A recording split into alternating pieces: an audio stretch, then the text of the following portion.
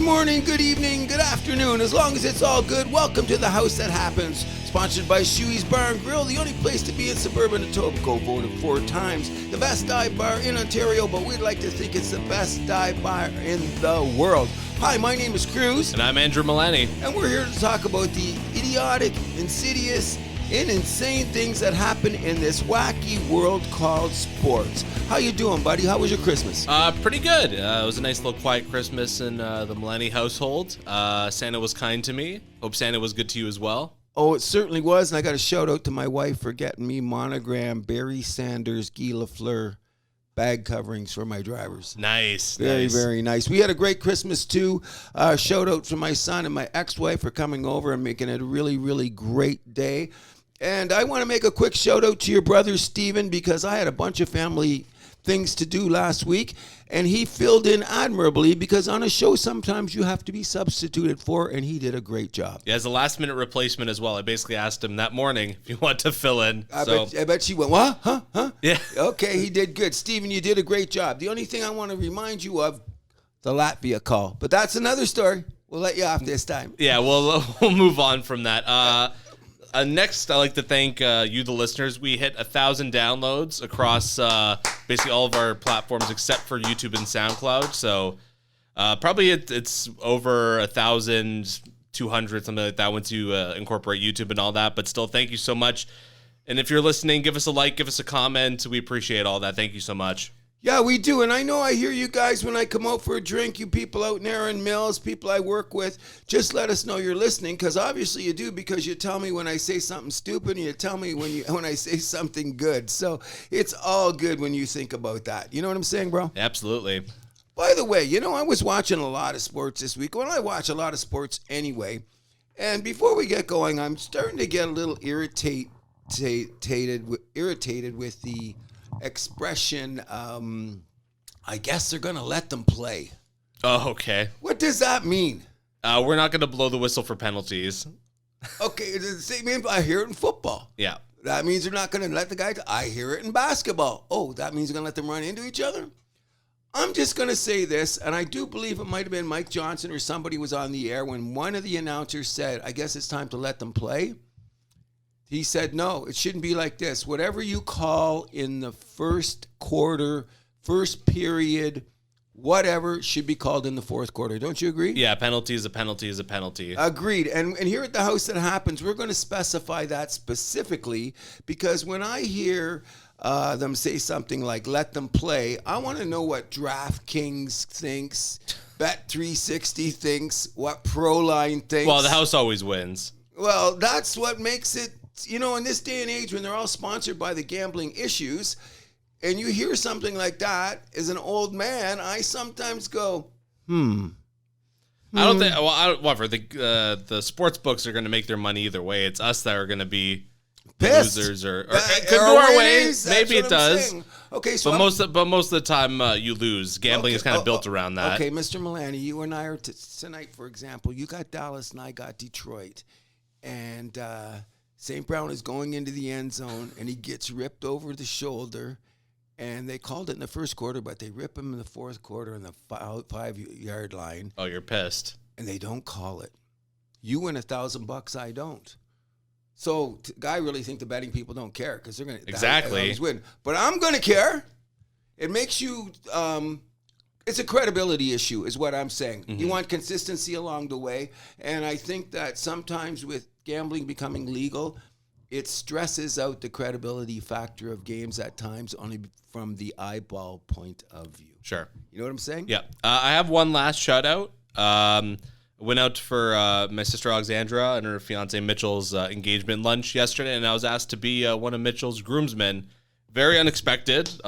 And the way he did it was just awesome. It's very clever the way how he asked everybody, gave us all envelopes, and that's very cool. Yeah. Congratulations to Mitchell and Alexandra. Alexandra. By the way, my middle name is Alexander. So that's a great name. Congratulations to you two, and for a bright, prosperous, and many children future. Is that how you would say it? I guess, it's you. How do you want to say it? That's what I want to say. There we go. Okay, I don't know if I'll be around for all of that, but that's another story all unto itself. Speaking of another story here, we should quickly got to ask you a question. What are the Toronto Blue Jays doing? That's the $1 million question, isn't it? They have $600 million, and what have they spent it on? First of all, A couple guys. Okay, A couple. Okay, Literally a couple, too. Okay, so the bottom line is, because we're not going to spend a lot of time on baseball, I just want to point out the fact that at one point in time, we were talking about throwing around $600 million. Last time I checked, there's about 40 viable players on the free agent market. This is not guys like me. This is like Chapman's still out there, Hoskins, All-star Snell, caliber players. You got it. Hader. The weird thing is that we've only picked up a guy from New York, and New York couldn't hit last year, so we picked up one of their no-hit defense infielders. Doesn't make any sense to me. I mean, that was kind of a problem last year for us, though. What's that? Infield defense. Okay, so what's it going to do? They say he's more of a shortstop. He could be a shortstop. Do you think Bo's going to move over? That's an argument for another day. We'll wait. Well, no, we all know Bo won't move over. But, I mean, this guy could play some second base, I'm sure. You could play shortstop. You could play second base. Well, I'm looking at it this way. Can he hit? No. Yeah, well. That's a problem. Anyways, the house that happens is going to point out is very, very interesting. In the next couple of weeks, we're going to see why. I've never seen a free agent season go by where it's now, a day before New Year's Eve, and we've got all these great players sitting out there and nobody's signing them. Don't you think that's odd? I mean, I feel like the last couple of years, baseball offseason has been kind of like just super slow like this. I don't know what it is. I don't know. I guess, well, you said it, a couple weeks ago. Baseball's a slow sport. I guess the offseason moves slow too, right? I guess it's got to. It's just weird because, spring training is, 6 weeks away now? Yeah, 60 days or something less than that. Less than 60, yeah. So someone's got to get a condo, new girlfriend, where they're parking their car. I don't know, but it just seems very, very weird. But before we leave baseball, we got to give them they somehow kept themselves a little bit upright with all the new baseball rules to keep themselves in the news. So we do know that the under 30 crowd barely knows that baseball exists. So they're going to get it. So we want to shout out to them, first of all, for the Japanese signings by the Los Angeles Dodgers, not only including Ohtani, but I don't even know how to say Yamamoto. Another insane contract. What do you get? 12 years, never pitched a second in the major leagues. That's the Dodgers. They got cash. And another thing I want to remind us, in the year of 2023, probably the best baseball moment of the season was in the World Baseball Classic, when two of the best players in the game faced off and Ohtani beat Trout, who were teammates. It was an interesting moment for the year. Yeah, the final at-bat of that tournament as well. That's what I'm saying. The final at-bat of that tournament is earmarked as one of the plays of the year, or something that reached internationally, which is good for baseball. And I mean, raise the profile of that tournament too, because going into that one, we were kind of talking shit about it. Kinda. I think. I definitely was. I'm not gonna mince words here. I mean, am I still a little skeptical about the World Baseball Classic? Yes. Yeah. But I mean, it gave me hope that, this could be a tournament to watch out for. And I guess, every 4 years they're going to do it? Yeah, and maybe do it at a better time before, maybe at the end of the season. I don't know. No, end of the season, it's going to be like the World Championship of a hockey effect, where guys just won't want to go. I think beginning of the season, either got to do it mid-season or beginning of the season. Neither are ideal. But, you got to... beginning of the season might be best for what baseball wants to do, I guess. I will make a suggestion.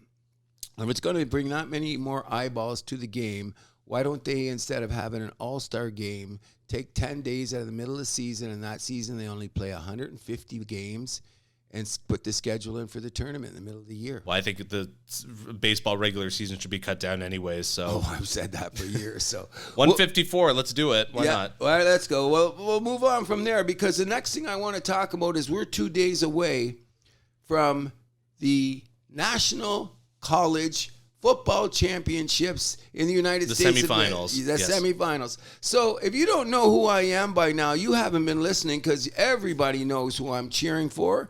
I'll have my jersey on. We are the primetime first game, Michigan against Alabama, followed by Texas versus Washington. My call is it'll be a Michigan-Texas final.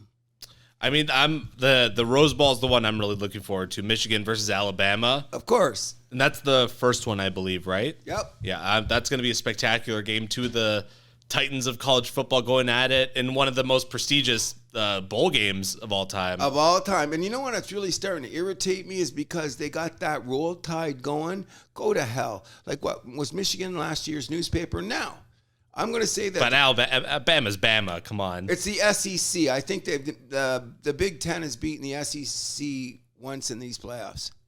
Oof. Since the playoffs have started. That's what they're going to hear. But, hey, Michigan's going to change that. This is a new year. This is a new wave before Harbaugh becomes coach of the Carolina Panthers or some nonsense, which I hope he doesn't. I thought he's got the job for life in Michigan. If he wants it. Fair point. I heard I don't know if they But extended now the it team's again. winning, so he should want it. Well, it's one of the most prestigious jobs in the country, either way, pro And one or of the best professional. paying jobs in the And country. You got it. So he should be thinking about that. So anyways, the house that happens on this side of the fence, we're going blue, baby. We want to really want to see a win. I haven't seen one since when was it? Charles Woodson days when Brady was on the bench is last time we won a national championship. And I get sick of hearing about Nick Saban and the Alabama Crimson Tide. They can all eat my shorts. You know what I'm saying? Yeah, but Michigan, number one ranked team in the country, so... The money's moving on Alabama if you check the line. Not that we're That's gamblers. just because it's the kind of like the Dallas effect once you get to the NFL, right? Oh, it drives me crazy. Oh my God, I could feel your eyes rolling out of their sockets there. In any event, before we go, there was two major stories that were end of the year that really changed things in college. One being that I think they made the right move when Florida State Seminoles got supposedly snubbed. Mm-hmm. You know what I mean? And now all their players are sitting out the bowl game. So what is that going to prove? But the biggest thing in college football, I think that they're playing Georgia, right? No, they're playing Georgia. Yeah, okay. And half of Georgia's guys aren't playing because they don't want to. It's an appropriate matchup then. There you go. You know, one loser playing another. Even though Georgia could be arguably still the best team in the country, we'll never know. The bottom line is I think the biggest news in college football this year was the effect that Deion Sanders had on the landscape of the game. Sure. The hype at the beginning of the year was insane, and even though they ended up with a record of 5-9, they got their they got smoked because they had a bad team anyway. They only had 3-8, but the bottom line, he exposed everything that was good, bad, and ugly about college, and proceeded this week to get 4 of the best linemen in the country through the portal. Sure. So I guess that means that we're that's called semi-pro. We can't say that. They're amateurs, are they? I mean, they are getting paid, so I mean, semi-pro, why not, right? I guess you're going to say it, but big kudos to whether you love him or hate him, that Deion Sanders has made that impact on the college football landscape enough that Sports Illustrated called him their man of the year. Did they really? Yes. Wow. That caught me off guard. I mean, well, I guess for what, like you said, the good, bad, and the ugly that he exposed, I mean... Yes, he said, well, if we're going to do it this way, let's do it this way, which caught a lot of traditional coaches off guard. But look at it. I heard right off the bat, Alabama got 2 or 3 of the top 10 blue chip recruits this week on signing week. Yep. So if you got a name, something's going to happen, and if you have the coach, it'll go with it. Yeah, absolutely. I mean, some of the hate that Colorado was getting this year kind of didn't make any sense because, like, to build a college program, that's going to take at least 3-4 years, right? Faster now with the portal, I guess, but still, it was just his first year, right? So most people are like, oh yeah, Coach Prime, I'm glad he failed. All this hype, like, oh yeah, I know, I wasn't. The haters are out there. Yeah, like, I mean, you can't expect a guy to win. Like, I mean, I guess it's possible that a guy could win in his first year, but. I mean, there's no foundation there yet, right? Well, I'll look at it this way. You go to the University of Colorado and you ask the dean of sports how he thinks Deion's done for the college, and he looks at the money brought in this year. Deion did a good job. That's what you're going to hear. Well, I mean, money changes everything. Absolutely, and they're just getting started there. So Colorado, maybe they won't even be good to contend next year, but down the line, I mean, you got to think they're going to be a team to watch out for. Well, by that time, he'll be coaching a bigger school. I hope not. I hope he stays in Colorado. I think so, too. I think he will. In any event, we've got a big thing going on in our country right now. A big thing that's important in our country, but it's going on over in Sweden, and that's the World Junior Championship, which I think has kind of turned a little bit more interesting than we thought after yesterday, don't you think? Yes and no, because, I mean, you look at all the experts, like, no one had Canada really winning the gold medal. It was USA is kind of the team expected to win the gold medal based on just how many returning players they have in the tournament. That's usually the formula to win the gold in this tournament. And Sweden's got 11 guys back and 11 guys that have played 2 years in a row. Exactly. In Sweden, I've seen them a lot. They're basically the main contender to win the silver medal, if you ask the experts right now. Canada, could be a little bit of a dogfight from now on, but I mean, depending on the matchup they get in the playoffs, they could find their way in the finals. There is a pathway there. Well, I just want to say one thing. I think that the Sweden-Canada game was one of the best played games yesterday, except for some sketchy officiating, which included Owen Beck being from behind, hitting to the boards, penalties being called. They go to the booth and come back out and say, that's not a penalty. I haven't seen that in international hockey. Oh, by the way, where was the game? It was in Sweden. Oh, gee, and who were in the boxes? Are the officials? The head referee was Swedish. I think he was Swedish. That doesn't make sense. How are the referees in this game like allowed to be from Sweden and Canada? Because they had two other freaking stooges that were like holding the pit bulls back. You know what I mean? Send in the Finnish referee. Send in the Swiss referee. Come on. I thought so too. It was just bizarre, especially when the call. I was watching it live. And when I seen the call, and it took them a long time to deliberate this.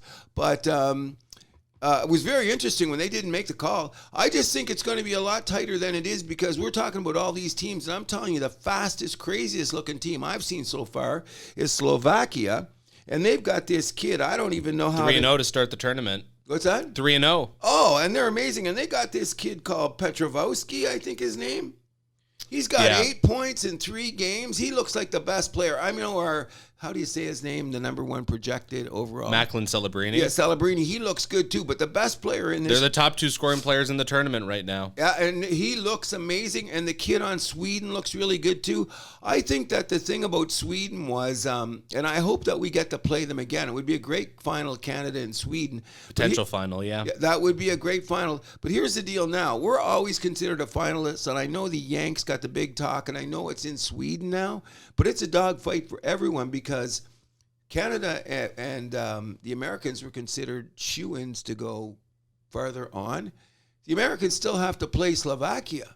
All we have to do is play Germany. So it should be interesting. So I think the Slovakia game's tomorrow, right? Yeah, I believe that's their New Year's Eve game for the States.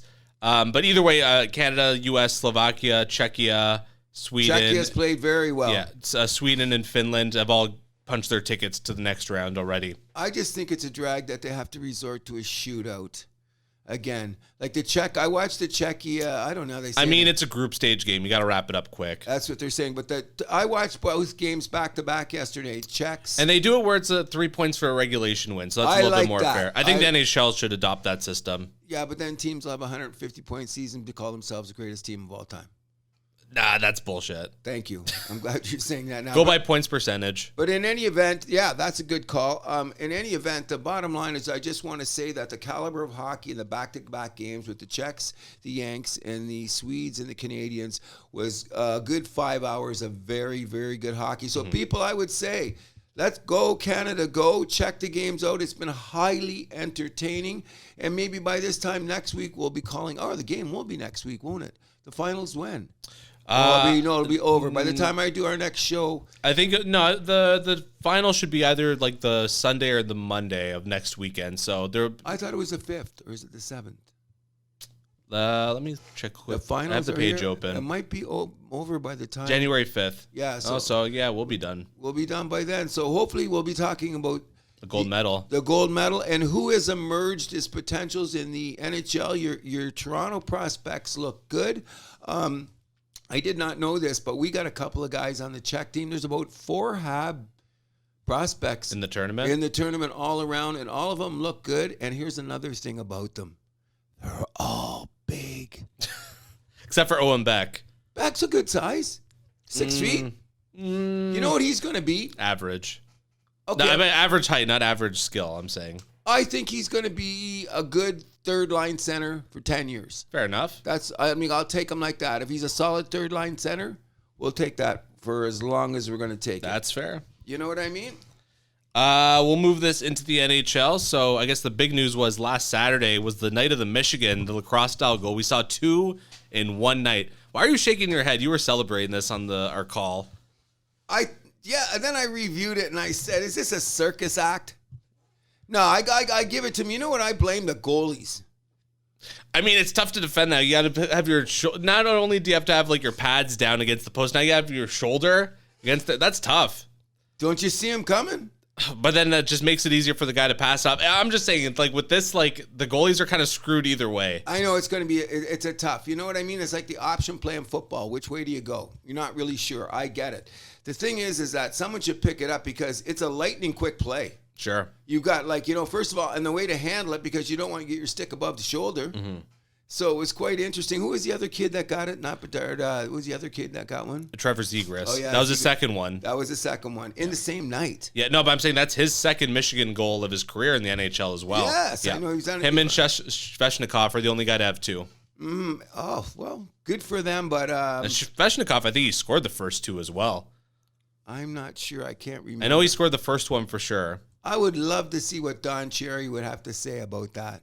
I can tell you what Don Cherry would have to say about that. Don, we wonder how you're doing out there. We're here at the House That Happens. We do miss you. You know what I mean? Yeah. But, I mean, it's nice to have those goals and all, but we should really talk about the pertinent problem here because we are Toronto-centric, and we should be talking about that future Hall of Famer, Ilya Samsonov. Oh, why'd you have to go there? Because we future Hall of Famer, that's just mean. Okay, he's in a little slump right now. Is that what you call it?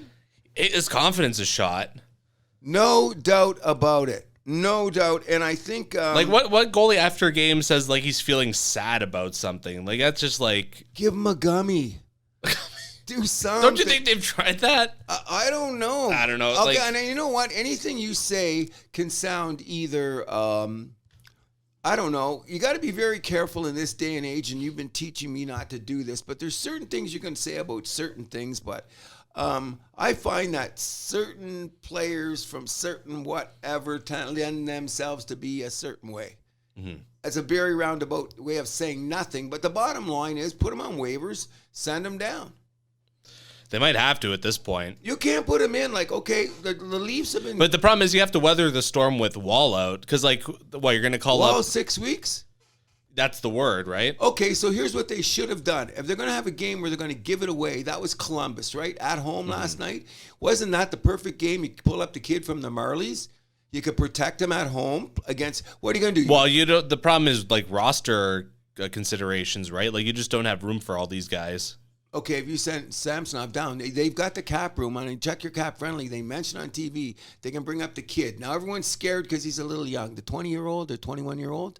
Yeah. Okay, now, in any event, the best thing I heard about it, and I agree with this, Toronto has banked enough points to get themselves in a good position right now. As a matter of fact, I know a guy, I think his name is Andrew Milani, about a week ago was telling me how the Toronto Maple Leafs are going to storm and win the Atlantic Division. They still can. Oh, of course. There's about 40-some games left. 50. 50 games left. I'm not saying it's possible, but you can't win with this kind of goaltending. You can no, win. Of course not. You don't have to have the best goaltending, but you can't have the worst. Yeah. You know what I mean? And Martin Jones played, 30 games last year?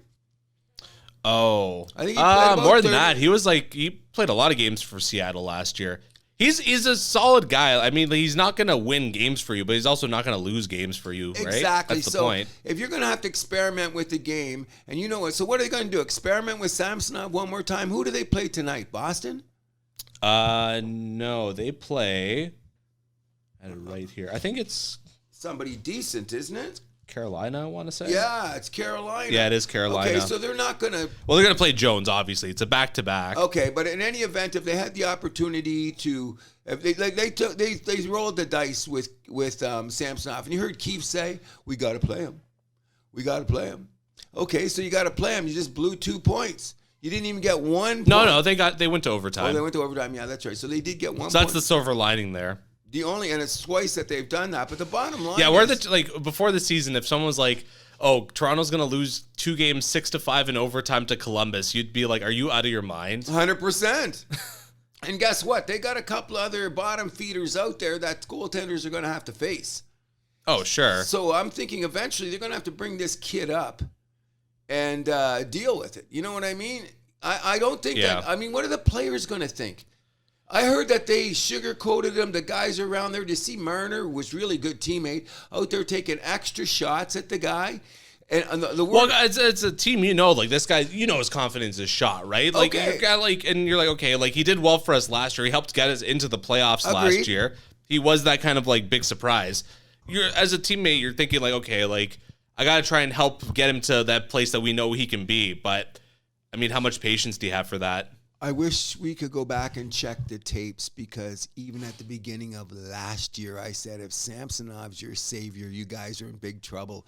No one was crowning him the savior. I think he just had to be good enough, right? Yeah, he was good enough. He was good enough last year. I guess he was good enough. Is that what you call him? Good enough? I mean, against Florida, that's when the crack started to appear. I think the bottom. But in that Tampa series, I mean, he was pretty solid. Good, I would say. He was right? solid, yeah. He was up to stuff at the time. I think what's more importantly is, once again, which everybody in the league is trying to do, is they still have to upgrade their defense position. However, I'm liking the tenacity of the Toronto Maple Leafs lately. They're not taking no caca from anybody. Absolutely. And I think that bodes well for, they are going to make the playoffs, and they know it's going to be tougher, but to know that their guys are standing up for each other. I'm going to tell you one thing about the game last night, and I know my buddy on Columbus, Fantilli, is Michigan guy. Mm-hmm. So I don't want to say nothing bad against him. But him and Benoit kind of got into it, okay? Did you see the game? I missed most of it. I saw the highlights. Okay, well, no, this is what happened, and this is what pissed me off.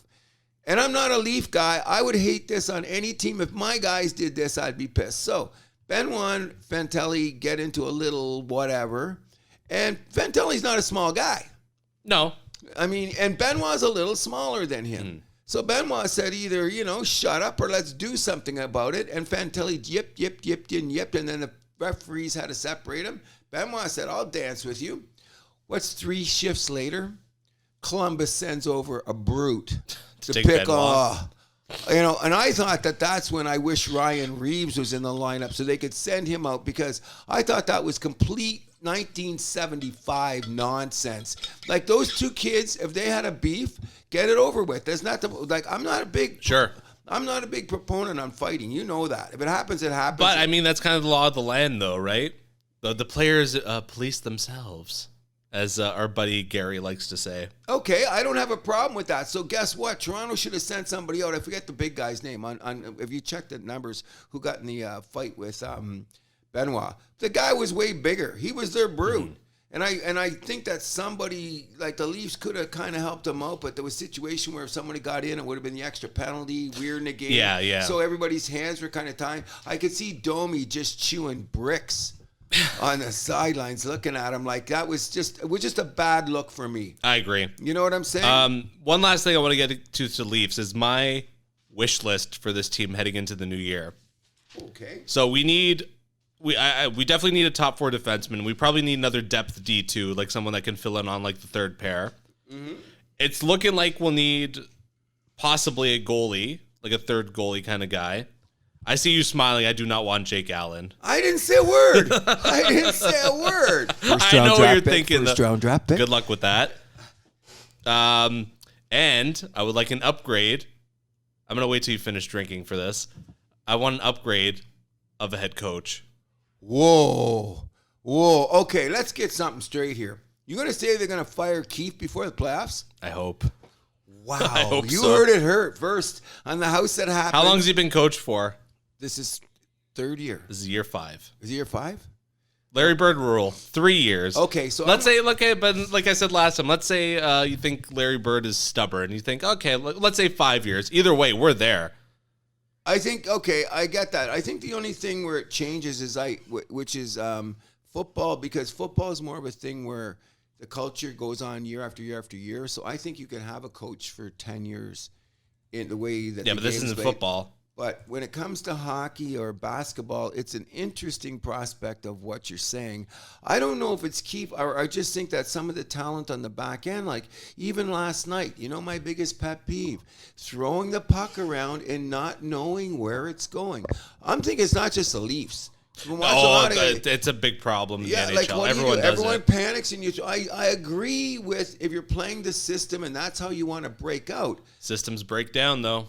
When I throw the puck, I think that what Keefe should be doing is bail like on that guy. I never see Keefe saying nothing to the guy. McCabe's been playing better. Horrible couple turnovers last night. One of them around the net again. The kid Benoit made one mistake, but I'm going to give him the benefit of a doubt because he's trying That's the system, though. But when you put it around, you should look to see who's there. If it's Attila the Hun, maybe you shouldn't pass Attila the puck. That's all I'm saying, because it just weirds me out when I seen it. I seen it the other night, which was a great game. It was the Kings and Vegas. Yeah. Kings won. Very, very good game. But the big guy, what is he, Czech or Swedish guy on LA at the wrong time when score was closer.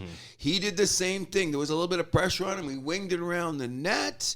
I think Mark Stone picked it up out of nowhere across the ice, banging the ice. Next thing you know, it's 3-1 instead of 2-1. So it's not just the Leafs, but I think you're going to love this. It's an analytics thing where like they're telling you most of the time either your guy's going to be there or like the other team just won't, but there's that I love 5% analytics for that. Or whatever. I love that analytic, man. Oh, gee. I'm going to get a T-shirt that says that. Give me a goddamn break. You know what I mean? But we're going to talk about the analytics gurus on Under Further Review later today, so to speak. In any event, I just want to keep beating on the point, and if nobody doesn't want to believe this when I was talking about it outside here, but it's getting to the point, if you don't notice that the Western Conference is separating themselves from everybody else, and the Eastern Conference is continuing to be a beehive, which I kind of like, because that puts the level of games in, like we're supposed to be getting to the dog days of hockey.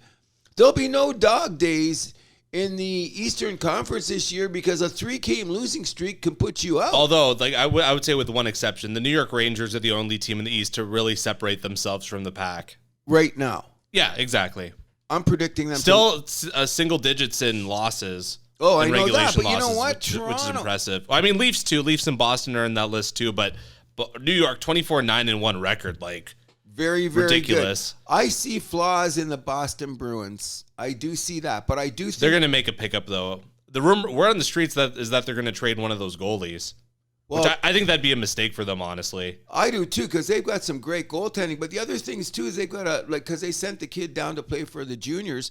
But I heard they've got a glut of defensemen. So what are they going to go looking for? I think they're going to look for more scoring. I think so too. That's what they're looking for. Because they lost Bergeron, they lost Krejci, they lost Taylor Hall. Those are some big holes to fill. I hope they fall off the cliff, if you really want my personal opinion about the Boston Bruins. I think they're going to be one of those teams in on Elias Lindholm, though, from Calgary. Really? Yeah. Them in Colorado, I think, are going to be like the big front runners for him. I'm going to say this much. I'm predicting that Boston Bruins will lose in the first round again. Or is that just wishful thinking because of my hate? Could be all of the above. I mean, okay, this is going to sound like the pot calling the kettle black over here, but Boston, they're notorious chokers, right? Yes, they've had their, they've had their, like they have the highest highs and lowest lows. Yes. You know what I mean? So, and the only playoff series they win are just teams that outchoke them, like the Leafs and the Canucks. There you go. That just seems to be the way it is, and it's unfortunately that we're on this side of the border, so to speak. You know what I mean? Sure. I'm gonna shout out that I really think that the wild card. I think that Edmonton's going to come all the way back. They're playing that good, like you said. Minnesota too, crawling up the standings. Minnesota, I think that they're going to be there. I really think that Dallas could be a surprise, but I know you're talking about a LA King, Edmonton conference final. LA's in a little bit of a rut right now. I think they'll find their way out of it, but I just think they're having that Christmas lull. Yeah. Or whatever the case may be, because they've been on the road a lot. I think they played a little more games than everybody else too, aren't they? No, they've played a little bit less than everybody actually. So they still got time to jump over them, because we have that enigma called the Colorado Avalanche, and I can't Although, figure out what they are. One thing about LA, though, is that Dubois still really hasn't found his niche there yet. And some nights I watch a lot of LA games because they're on late, and I got the box. I'm always checking out LA. Sometimes he is the guy you can't take your eyes off, and the next game you go, where did he go? Only 14 points in 32 games and a -4 rating. With that money. Only one power play goal. They're looking. Yikes. Well, we're going to have to see there in any event. I just want to say that we keep tabs. No power play assists for him either. Yikes. No, yeah, that's what's killing him. The only other thing I want to say, we do keep tabs on the Habs. We looked terrible in the third period against Carolina the other night. I texted you and said we might steal a point, and I jinxed us. I'll never do that again. We're not in a playoff spot, but I really think that we're going to end up ahead of Buffalo and Ottawa, no matter how you do it, because both of those guys are looking crazy. Even though how'd you guys lose to Ottawa? Who was the goalie? I'm not. Oh, there you go. It's just like caca. That's like, I had a friend too who's pointing out, I was like, oh, you lose game salt, like whatever, to Columbus, Ottawa. I'm like, notice the goalie in those games. There's a common theme here. So we got to get back to the fact that even though you bank points, you can't be giving them away. Absolutely, It's too especially the tight. teams in the division like So, Ottawa. I'm just saying it's time that, maybe you brought up the kid. If you're going to play in Ottawa or Buffalo, because last week that Buffalo game was just atrocious. Oh, worst game of the season. You know what I Worst mean? game of And the you could season. tell by the third period, everyone gave up. Oh, they were checked out. Okay, and not only that, you didn't want to bring in Jones because he needed to play They did have to put him in net, even though they didn't want. The game was over by that point. The game was end, but you know how that is. It's going to be crazy. I want to just say one thing. I'm thinking that I thought they would fall off the cliff, but before we go, I know Montreal's treading water, and we're not a million miles under, but we are. -19 is not goal differential. Is not making you the playoffs. But I'm very, very surprised at these Philadelphia Flyer guys who just keep chugging along. You know what I mean? Now, I know you keep telling me that Carter Hart is the man. But what about their other goalie? Check him out. They've got maybe the best goaltending duo in the league, because when you look at his numbers, you're going to find that. Yeah, Samuel Urson. Is that his name? Yeah. Look at his numbers. They're even a little bit better than Carter Hart's. Not his save percentage.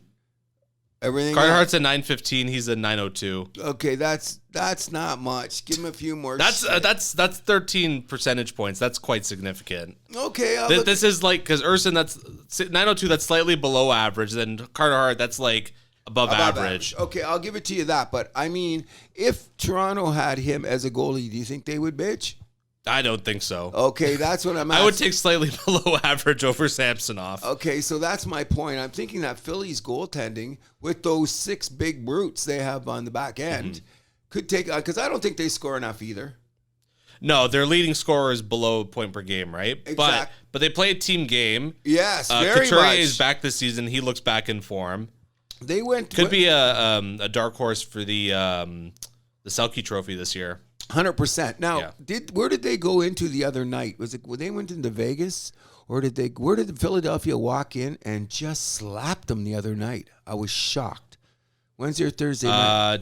They beat Vancouver 4-1. Vancouver, yeah, walked into their house, took their girlfriend, kicked their dog, stole their car, and Tocchet was not happy. I bet he wasn't. He was not happy, because what it exposed to me is, as good as Vancouver is, even though Tocchet was a tough guy, I think Vancouver's going to have to learn to be a little tougher. Sure. You know what I mean? Well, I mean, a lot of those players on the team not known for toughness, right? Exactly. Pedersen, Investor, and when Miller. they're all moving around, it's great. But Philadelphia, they got it. They brand them as soon as they get that uniform on, like from the Broad Street Bullies to now. They're always got to have that identity, and they showed it the other night in Vancouver. Oh, sure. And Buddy was in net, and Vancouver stormed him pretty good. But he held the fort, and then Philadelphia just wore him down. It was game, because I really think Vancouver's one of the surprise teams of the year, and they're not going anywhere. But I think they're going to have to do some things to tighten up, or they could be one of those teams with the perennial first-round upset if they're not careful with the wrong, Well, I mean, they're definitely going to be looking for an upgrade, probably on the back end, I would think. Maybe they want someone to kind of prop up that top 6 a little bit more as well. So, I mean, that's going to be definitely something to watch out for. But, I mean, they have the foundation, at least, of a very good team, I agree 100%. So they got the goalie. Okay, exactly. In any event, do you think that the Vultures are flying around Calgary every day? Oh, day and night. Oh, day Especially and for day. they got two defensemen that I know a lot of people are circling, Chris Tanev and Noah Hannafin. I mentioned Lindholm before. Yes, and the power forward, what's his name? The kid? They got that big guy that's a forward on Calgary. I suddenly seen his name come up. Like, if you're going to go. That's it, but I don't think Calgary would ever trade him to Vancouver. Oh, no. Vancouver would have to pay some kind of premium to get him, yeah, right? because it's the same thing. So it's going to be interesting. Power forward, who are you talking about? I forget the guy's name. He's a big. He doesn't score a lot, but he's up and down the wing. I think he plays on the line with Kadri. Are you talking about Mangiapane? Yeah, is that his name? Yeah. The little guy, right? No, bigger guy. He's a bigger guy. He's about 6 something. He only plays about 15 minutes a night, and he's young. Sharangovich, the guy they got from New Jersey. Yeah, he's a good size. Yeah, he's 6'2". Yeah, and the Belarusian kid. Yeah, and he's up and down the ice pretty good. He's got to work on his hands. Yeah, but I mean, he's got physical presence, and that's something a lot of teams are going to be looking for. But I think it would be. He's got term on his contract, though. That's the thing. In Calgary, it doesn't sound like they want to do the full rebuild. That's the issue. Well, it's like I don't know, half of let's redo the kitchen, but we're only going to do half. I don't know. I think Calgary's in a precarious spot because they're either, I mean, the full rebuilds, though, they don't necessarily work either. Like, look at Ottawa. There you go. But look at us. We're showing signs of getting there. If we had a couple centers in Montreal, we'd be much better. Sure. You know what I mean? But at least we if you see Montreal, it looks like we have a plan. I thought Detroit. We'll see, though. It's still 50 games. You guys are still not out of it yet. No. You guys are still in the thick of your rebuild, retool, whatever you want to call it. If we made the playoffs, it would be just insane. But in any event, we're not going to spend a lot of time on hockey because. Well, there's a few more things we got to discuss. Oh yeah, that's right. So let's get to those. So I guess there's some trends you want to look at heading into the new year. Yes. Okay. The number one trend being, let me say this, besides the fact that nobody's shooting the puck. Mm-hmm. Okay? You know what I'm saying? So this, I'm starting to go, the trend is, you've called it, it's becoming possession hockey. Yeah. Okay. I'm having a lot of, which under further review is going to point out, I'm having a lot of problem with that because what ends up happening is too much time skating around, bro. Mm-hmm. And the puck's not going on the net. So you know what I mean? When you tell me you have all these offensive chances and I look up at the scoreboard and it's only 16 shots on goal. Like I seen Carolina and Montreal the other night. They were flying. They were going back and forth. And I'm going, this is a crazy game. 7 minutes without and I looked up. Oh, Carolina's got 7 shots. Montreal's got 5. And all of that action, there's 12 shots by 2 teams, and it's the middle of the second period. Mm-hmm. That trend to me is driving me completely nuts. However, the other trend that we have talked about, and I'm hearing it on a lot of guys, supposedly hockey guru analysts, is this. If you don't have that, what we're talking about, the defenseman, no one's going anywhere. Hence the reason we're talking about the Vultures going around Calgary, because everybody wants their boys. You know what I'm saying? So it should be interesting for the rest of the year because it's still 2 months to the trade deadline. Yep. Where it's going to go. But January, around mid-January is when you start to see a lot of the big trades starting. Like usually trade season opens mid-January. That's when, I mean, usually it's Kyle Dubas opening it. So maybe Pittsburgh makes a move soon. So we'll see. Was Pittsburgh going to be the sellers? No, they're going to buy. Oh, we shall. They're only 4 points out of the playoff That's what spot? I'm saying. And here's the trends are. I think and they can't go into this.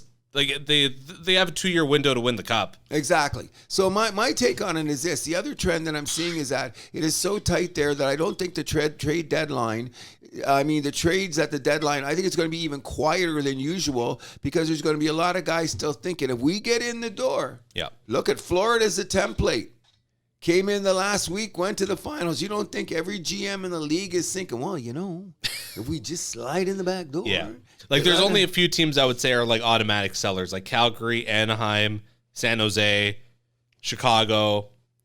I know St. Louis is above 500, but I don't think they're going to be contending for a playoff spot. No, I think there's a couple guys on St. Louis's back end that they're going to look at too. And then in the East, it's like, I think Montreal, Buffalo, Hey, leave Ottawa, us out of there. We ain't giving up Columbus. shit. Unless you want a goalie.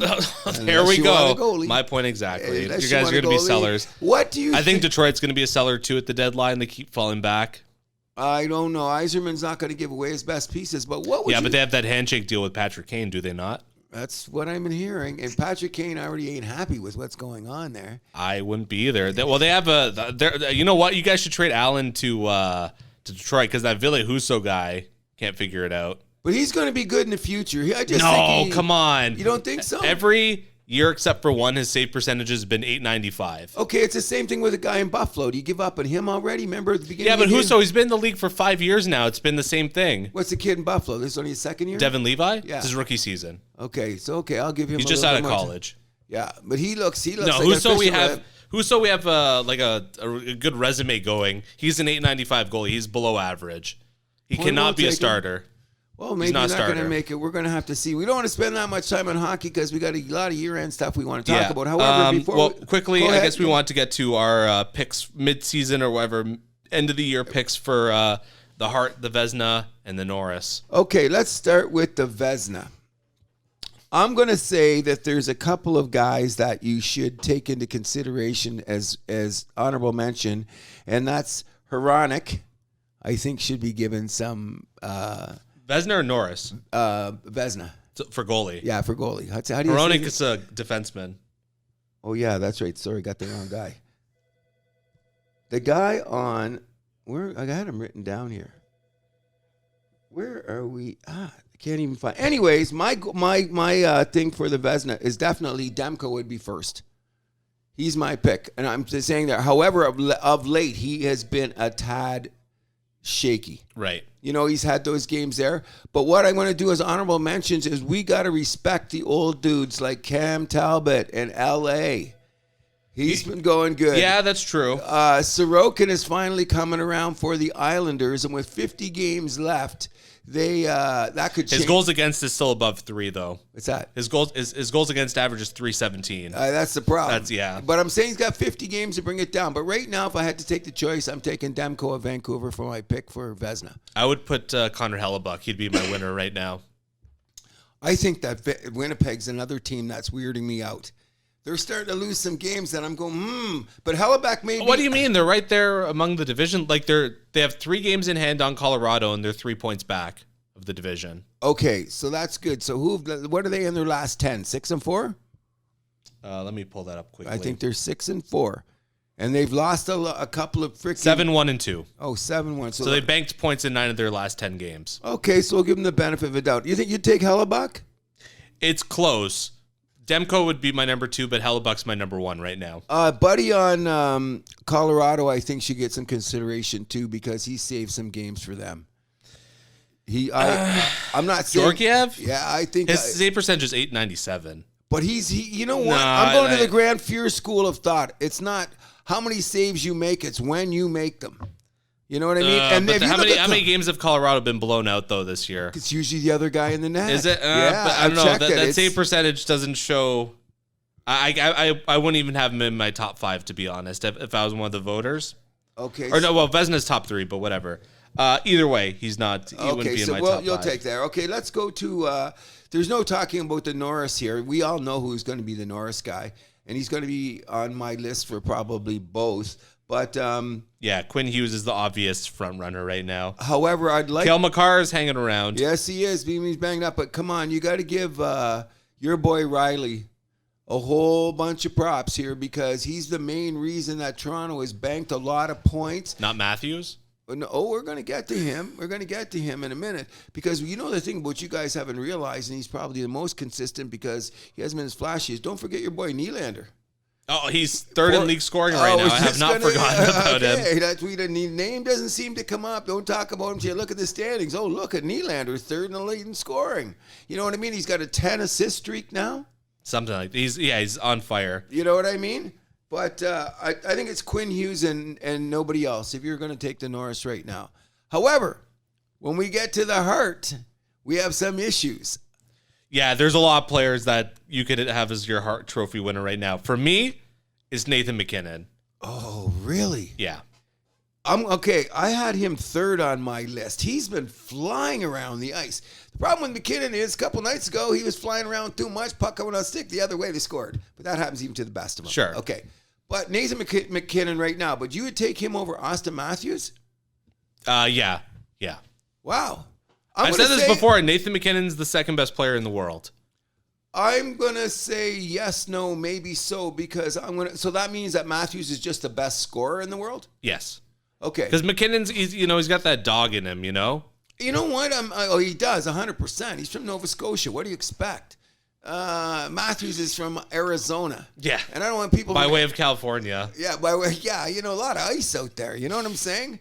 But those small rinks that help develop his skill, right? Oh, 100%. But have you ever been to Cole Harbor and you see the wind coming off there in wintertime? They got winter. Oh, sure. They got some winter that Austin Matthews is never. He thinks they got bad winters in Toronto. Let him go down to Cole Harbor for 6 months. He'll learn what winter really is. Maybe it'll toughen him up. But I still think that Quinn Hughes is going to get a lot of consideration.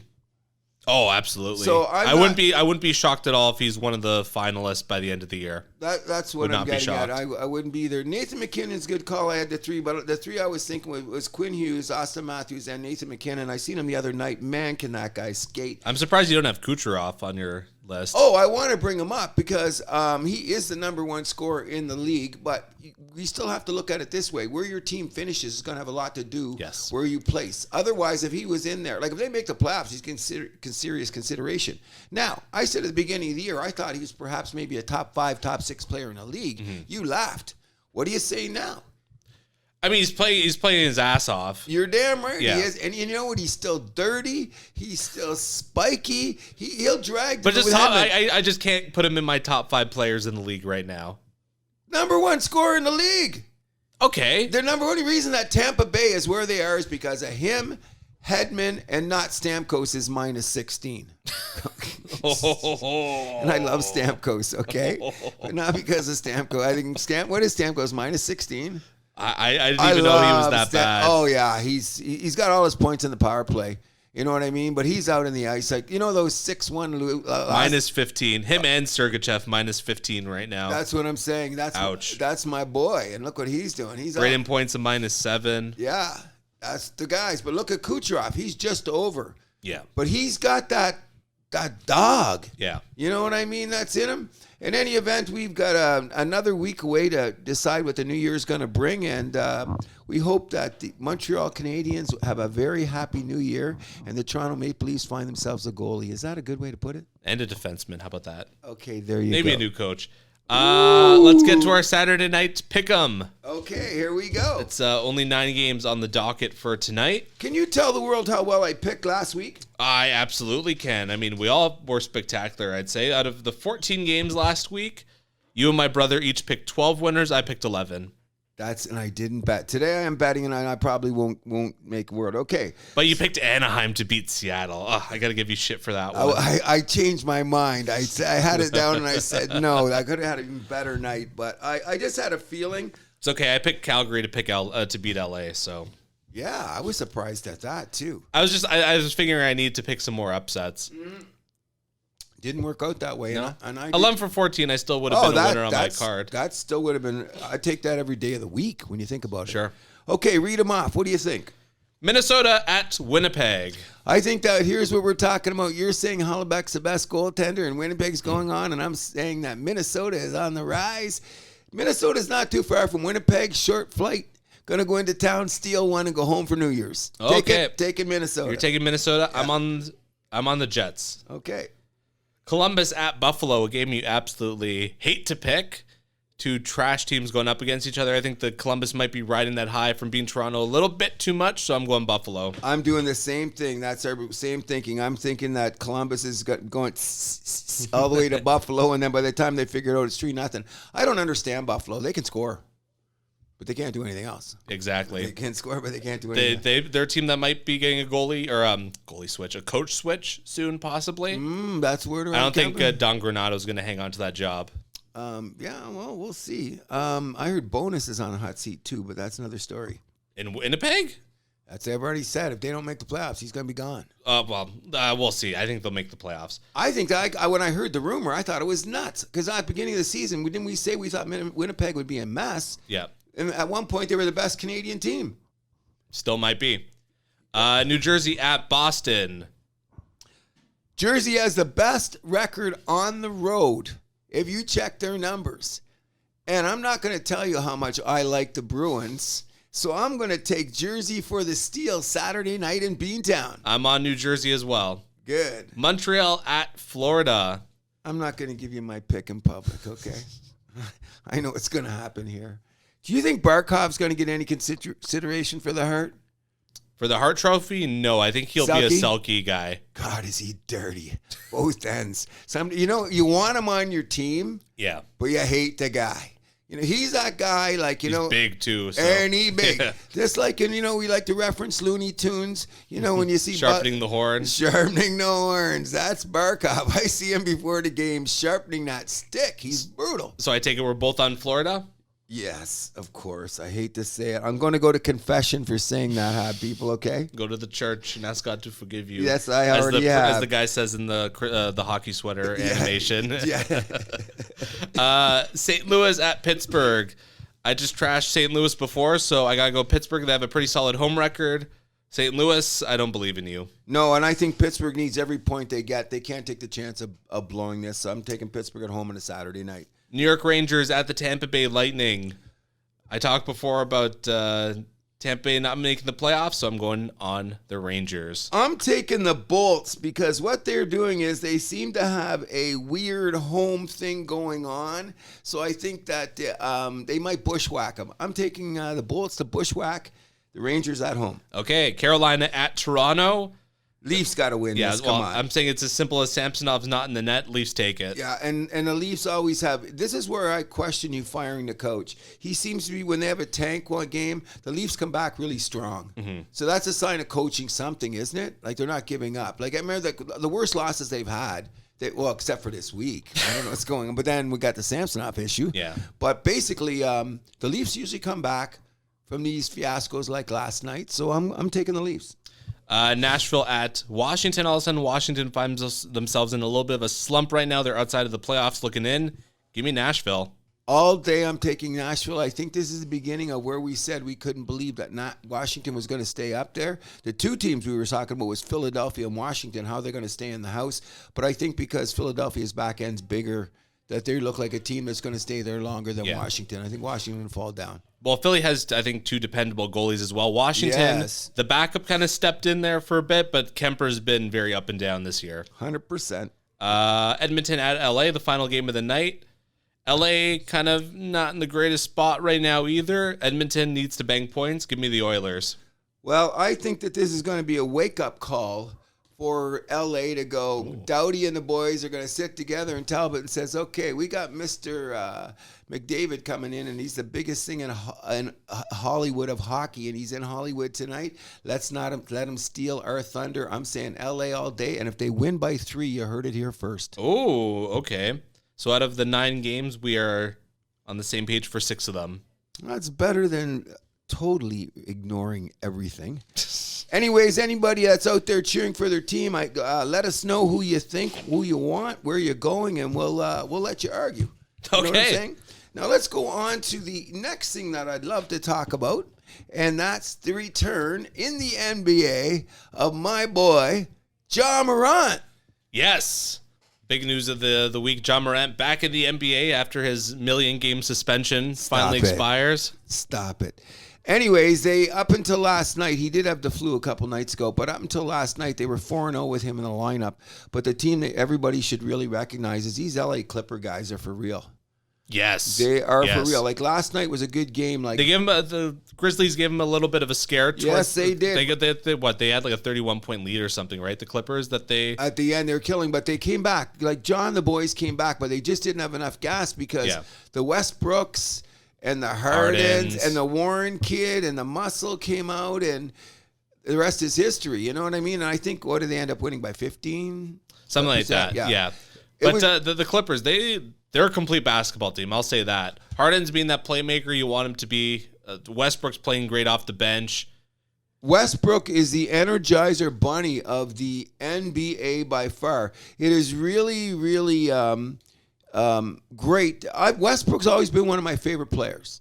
You know, when he's back at OKC in the whole 9 yard, they said Westbrook this, Westbrook that. However, you know why everybody loves the guy, because every game he gives it 100%. And now he's playing a role on a team that comes in, and people forget this. He plays defense.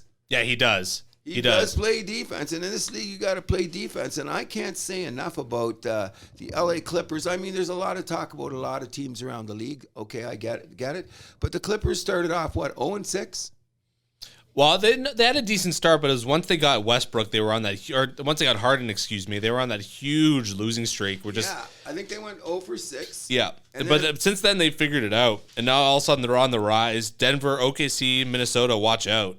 Oh, I agree 100%. And not only that, when you look around, one of the things that we should talk about is, once again, I hate to belabor the point, because I know they're going to do a lot of adjusting. The word around the campfire is going to do a lot of adjusting for this in-season tournament that they had this year.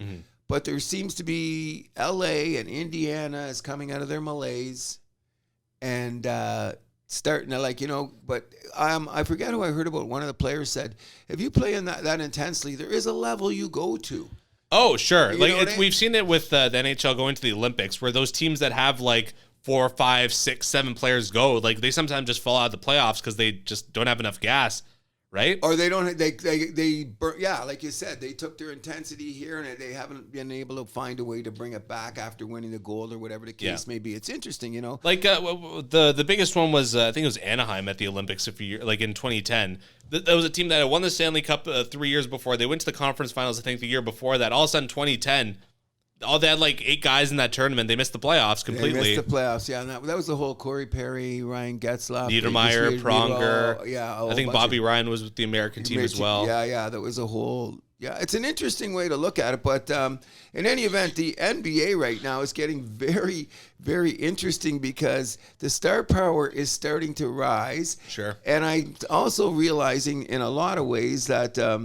you can't lose a lot in the NBA, because you're going to be falling even out of the, what do they call it, the play-in? The play-in. So what we have to do is, the problem with the NBA to me is, I know established stars are what you sell.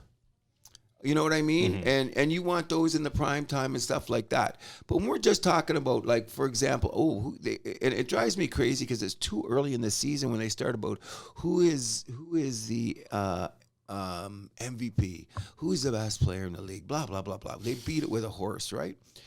I think it's because maybe they're way up north. I don't think that the Minnesota Timberwolves and Anthony Edwards are not getting the press. What do they need to do to get people's attention? Winning the playoffs.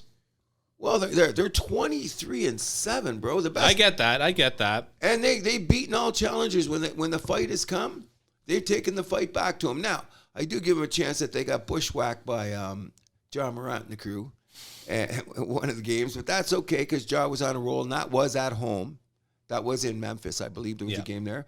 But in any event, that's a problem with everything, including shows like we do and everything around there. I don't know how you get the star power, because they're just starting to talk about Shea now. But Shea got a little bit of notice last year. Yeah. You know what I'm saying? But we still hear about LeBron every day. We hear about Steph Curry every day. You know what I mean? We hear about Jason Tatum every day. Why are we talking about the Golden State Warriors, which we're not going to talk about this show anymore when we come back? If you're not in contention to do anything, we ain't bringing you up. Fair enough. Okay, so I'm going to tell you this way. We're not going to be talking a lot about the Golden State Warriors this year. That's pretty much that. So we're only reason we're going to put them in the same category as the Toronto Raptors. Which is starting to become a real dumpster fire. I don't know what's going on in there. I really don't know. First of all, not enough talent.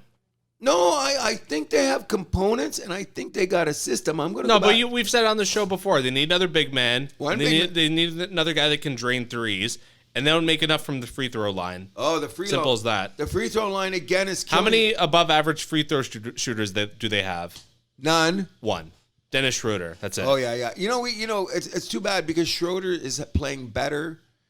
The reason he's coming off the bench now too. They kind of changed their rotations, which is kind of weird. But I think that They had to do They something. had to shake it up. Yeah. Agree. But I'm thinking for the money and what Schroeder's done, don't point the finger at him. Oh, absolutely not. One of the things that I think he's been great. Excuse me. One of the things that you brought up off the air, which I'm starting to agree with, is either Precious or Boucher got to go. Oh, yeah. Can't have both because they're both Dumb and Dumber or they're both superstars. There's no in between with these guys. And they both kind of take up the same space on the floor, too. Exactly. And then they both think they can shoot a three. I trust Boucher with shooting threes more than 100%. But I mean, if you I think the coach should do this, and I harp on this all the time. Go into the paint, but the problem with Precious is he misses layups. You know, he's got brick hands. So what I'm saying, and he's absolutely atrocious from the free throw line. Oh my! But he can play some D. Sure, he can play some D, but that doesn't matter if you're like his point differentials. He's been playing a little on the minus side. You know what I mean? Even though the good things you're going to see. I'm just saying, I'm going to go out there, Dirko, the coach. Here's what you do. If a guy puts up three threes and he misses, sit him on the end of the bench like they do in 1990. Yeah. Do the same thing. Don't let them shoot, because one of the things is, and Andrew, I see this all the time because of much basketball I watch, is when people try to catch up shooting threes and they don't make them. Oh, it never works. You lose by 15. You know what I mean? It's just awful the way that when you look at it, I don't know. I don't even know how to say it, but Toronto Raptors. We're not going to make the play-in. Because the Bulls are figuring it out all of a sudden. I think they're going to take that 10 spot. And not only that, they're doing addition by subtraction, and they've been 7-1 without Zach LaVine. Yep. So they're going to get rid of him at the trade deadline for a piece that's going to take them forward. I think you cannot underestimate the value of DeMar DeRozan. Absolutely not. You know what I mean? Like that guy, okay, they always called him a Robin, but he's got a little Batman in him. Mm-hmm. You know what I mean? He's rising up. So big shout out to D-Row. Also a big shout out to another ex-Raptor who is playing minutes, not scoring a lot, but he's guiding that thing. Those Miami Heat guys are not going away. No, I love the way they play basketball. Me too, and they go to the paint. Yeah. You know what I mean? Like they move the ball so well too. Exactly. And if they don't, they shoot threes with the best of them. Yep. But if they're not shooting a three, they go inside, which is why I'm going to contradict myself here completely, and I don't understand how they do it. But I do believe that the Boston Celtics are the best team in the NBA right now. And do you know they also shoot the most threes? That makes sense. Given who their player personnel is, all those guys like to jack it up, and they can make them. But the nights they don't make them, what they do, they bang the boards. So because they have the size too. They have the size, so they're getting away with it. But I really think it takes away from the aesthetic of the game, because I will still admit a couple of years ago that semifinal Milwaukee-Boston was the worst seventh game I've ever seen in my life. That was bad. You know what I mean? And when you see the numbers is like 3 for 20 shooting threes. You know, and a maker, like a do or die game. Like, come on. Oh, it's just so awful. You know what I mean? It's like when you're like that, it's like, shouldn't the coaches say something? Or sometimes they're saying now that the generations has changed. If you say too much to a guy, that he's going to say, I want to opt out, which is another thing. When I hear contract and opt out, it's just making me sick, but that's another story. You know what I mean? But before we leave basketball, I think that we should also point out that the little market teams are starting to rise their heads. And just because they're not LA, Boston, New York, Miami, who am I missing? I don't know. Right. The best looking teams I see this year are Oklahoma City. Minnesota. I like the way that Houston's playing ball. They're coming back. I predicted they would make the playoffs. I'm having some serious questions about the Phoenix Suns. I was just going to say. They have some issues. You know what I mean? Like, now, with kind of the Western play-in kind of being the giant jumble it is, do you think Memphis can claw their way back in? They're only 5.5 games out. Okay, but you know what? Let's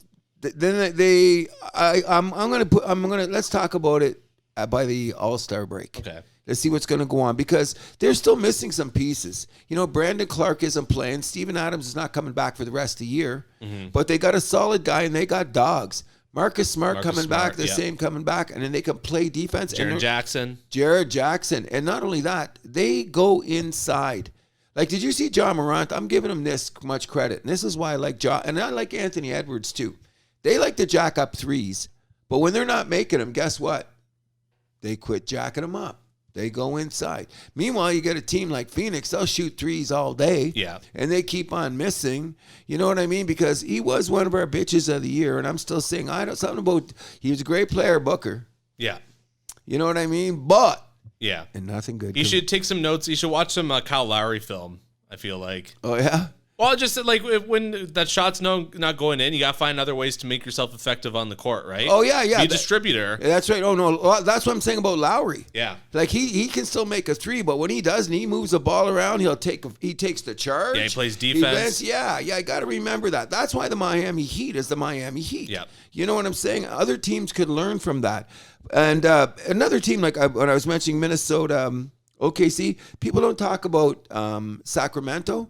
Another team that's going to be around at the end. No one's talking about Orlando this year either. Oh, and Orlando's another team that I'm talking about. Like, those guys are coming out of nowhere, and they built from the ground up. Yep. You know what I mean? So Paolo looks like a stud. Oh, he definitely is. Definitely 100%. So I'm not going to make too many projections about them. I think that the top may say the top. I'm still saying Boston and Milwaukee and Philadelphia are going to be there at the top.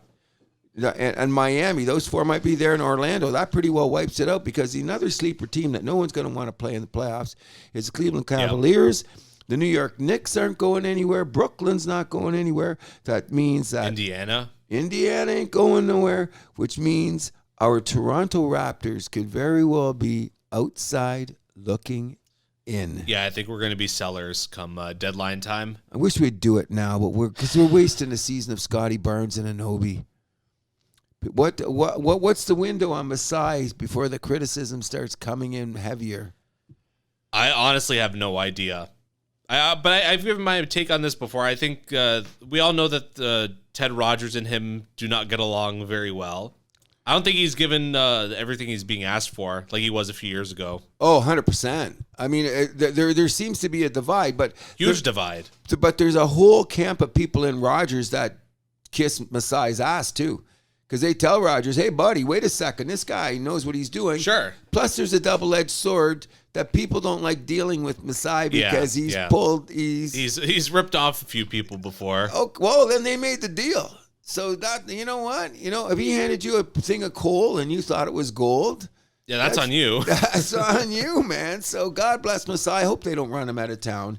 I hope not either. No, because I really like the way that he is. In any event, anything else you'd like to say about basketball? That is there's one more thing you wanted to get to. So the Steph Curry GOAT conversation. Okay. Oh, one other thing is, Toronto, you did play good against Boston last night. There's been a good thing. Yeah, thanks for reminding me this. Oh, and I also want to get to one more thing after about something else. But all right. So anyways, there's been a lot of talk lately about where is Steph Curry in the pantheon of greatest players of all time? I'm going to say top 10. Yeah. I'll say he'll be number 10. What has sparked this conversation so viciously? And I heard him say it on tonight Inside the NBA, whatever, when Shaq said that he would take Steph Curry over him. And I said, Shaq, you with Snoop Dogg? I seen Shaq play. That's shocking for Shaq because I know his top 5 players are all centers. Exactly, but I mean when he said stuff, and you know Shaq knows his basketball. Absolutely, he does, and he's a good guy. But I don't know, was he trying to generate controversy? Because here's one thing you got to remember. I don't think that's his MO. No, and it's not. But he maybe means it sincerely. But let's look at your whole resume. In all this GOAT talk, I want to hear in the house that happens. I want Cruz to be recognized that someone say, I'll argue till the cows come home that maybe Magic Johnson's the greatest basketball player of all time. Mm-hmm. I'll put his stats up. His career was cut short, though. Yeah, and then he got a lot of negativity at the end with the whole whatever happened. But I watched every game. Magic Johnson and I are the same age, by the way. I seen him in high school as a kid. I told you that I was in South Windsor. The first time I seen it's like, in Toronto, the local athlete, he's having City TV. Well, the first time I seen that, I'm watching sports every night back in the 70s, and I seen Magic Johnson, the skinny leg kid from East Lansing, killing it in Michigan State, and of course at East Lansing High School, and that's when I was praying he went to Michigan. But he went to Michigan State. Yeah. Yeah, because he's closer to Mama, because he's a mama's boy, which is cool. So let's get back. I'm getting a little off track here about the Curry thing. So I can't understand why, if you want to tell me that Steph Curry is the greatest shooter God has ever created, I am in. Has Steph Curry changed the game? Yes, he has. Not always for the good, but he has changed the game. The man's got 4 rings. He has got an MVP finals. Okay, MVP. Is he a very good defender? Modicum at best. Yeah. Okay, you know what I mean? Magic could defend. Yes, Magic could distribute, do all of that stuff. So I think that the only thing Magic really lacked was the shooting. The shooting, but he did everything else as well. He was a triple-double machine, and his D was good. So, okay, you give that to Curry, but all the other aspects I'll take there. The point being is I don't want to disrespect Steph Curry because he is one of the best I've ever seen. But I'll say top 10. I can't even get him in my top 5. Fair enough. So, you know what I mean? One last thing we want to get to. We'd be remiss if we didn't talk about the historic losing streak of the Detroit Pistons. 28 games in a row now they've lost, including blowing that huge game to the Celtics, 128-122. What's happening? Do you see the shirt I'm wearing, the sweater I'm wearing? Detroit Lions. Thank you very much. Well, guess who they play right next to? This breaks my heart. I know I've been living here for everybody. Everybody knows I'm a Raptor guy, but I still bleed Detroit Pistons. I love that team. This is breaking my heart. They got Monty, what's his name, as the coach? Monty Williams. Yeah, very high paid. They can't get rid of him because somebody's on the line. Cade Cunningham is playing his ass off. They're getting nothing. They've had weird wins. I just think it's a streak I just don't get. But do I feel sorry for the Pistons? Every time I look at the screen, I look at them like this. And they battled Boston the other night, took them to overtime, and still lost. They blew a huge lead, though. And blew a huge lead, but that's Boston. You know what I mean? No lead's too big in the NBA this day. You know what I mean? So I'm just saying that it's going to be a bad footnote to have beside your team, but God bless the Detroit Pistons, and I hope you go on a 10-game win streak. Buddy, it hurts me I hope inside. they get it out, because this is insane. I've never seen this ever. Oh, I've seen it back in the day. I've seen those other teams losing. But this is the longest losing streak in professional sports. But I've seen it in the other ones. The other records have been made in my The lifetime. Arizona Diamondbacks have won a game more recently than the Detroit Pistons. I know that. That's scary to say. I'm just saying I'm not going to beat on my Pistons. I hope my brothers out there listening. Bro, I will never, ever turn my back on the Detroit Pistons as long as I live. Zach, did you hear that? I will. It's killing me, bro. Because now the Raptors are sucking. And what? Breaking news here on the House That Happens. Raptors and the Knicks make a trade. Do we get Marcus Armstrong, Robinson? Toronto deals OG Anunoby. Oh, no. For RJ Barrett, Emmanuel Quickly, and picks. Wow. So we got RJ Barrett. So that's cool. Barrett must be going yes, no, maybe. But we traded Anunoby? We traded OG Anunoby to the Knicks. Oh, and Precious Achiuwa is on his way to the Knicks as well. Well, okay, that's good. We called that one, bro. Called that one, okay, yeah. One of them had to go. Boucher was a better one. So we got RJ Barrett. Emmanuel Quickly. I like him a lot. He's a guard.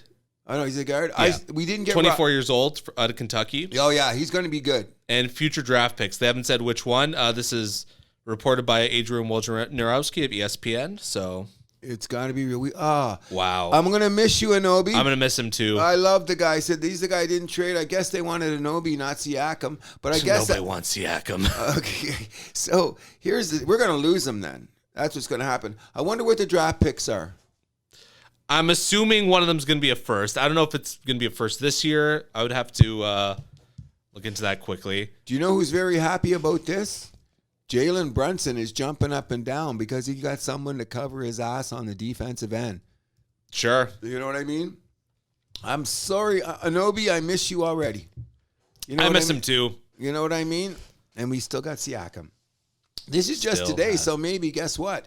Just now, it's 12:30 right now when we're recording it, so. They must be dying to get out there and go, Toronto must be thinking they're going to go for it.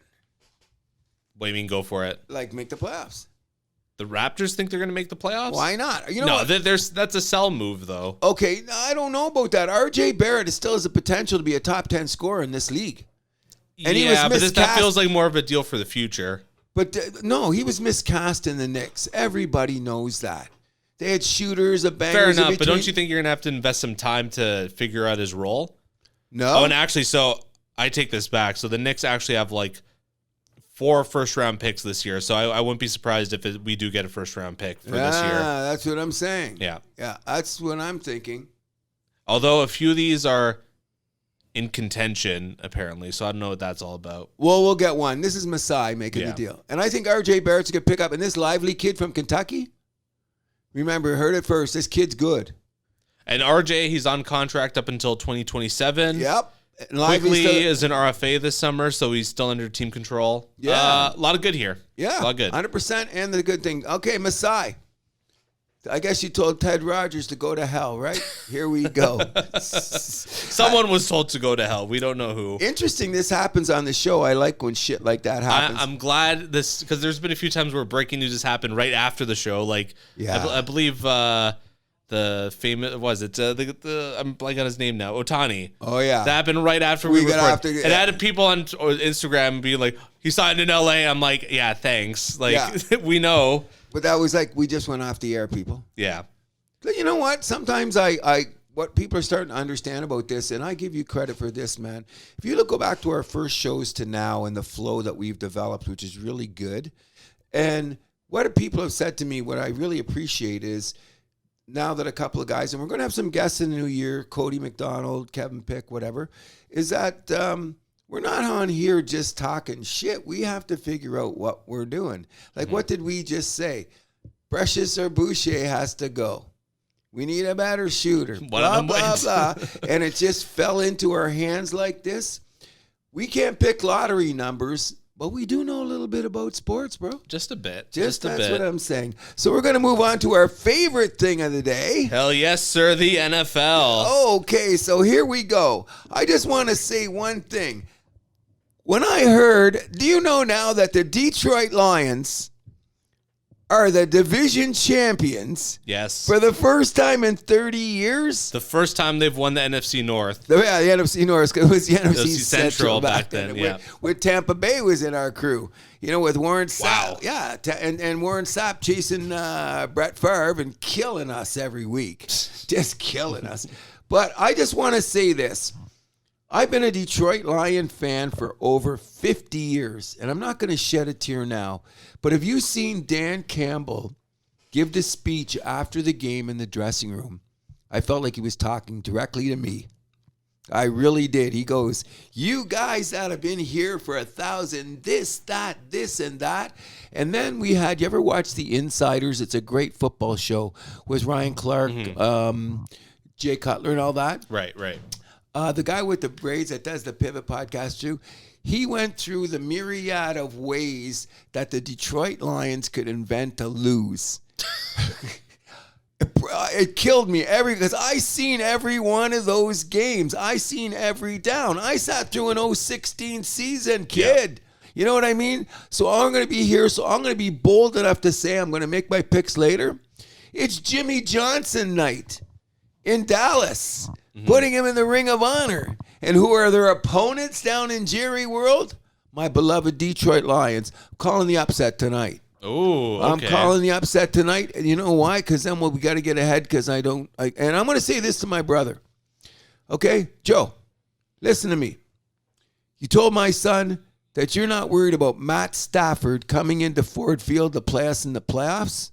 I thought I taught you better than that. Ooh. Okay? Because I'm not buying that for nothing. If you think that I'm going to go to sleep that night knowing Matt Stafford's coming to town the next day to play against us in Ford Field, I'm nervous, bro. And if you're not, you're crazy. Do you see Stafford playing the way he's playing right now? He's looking like one of the best quarterbacks in the league right now. He's always has been. That's just that. And he won a Super Bowl 2 years ago, people. He did. You know, he's the best girl dad ever.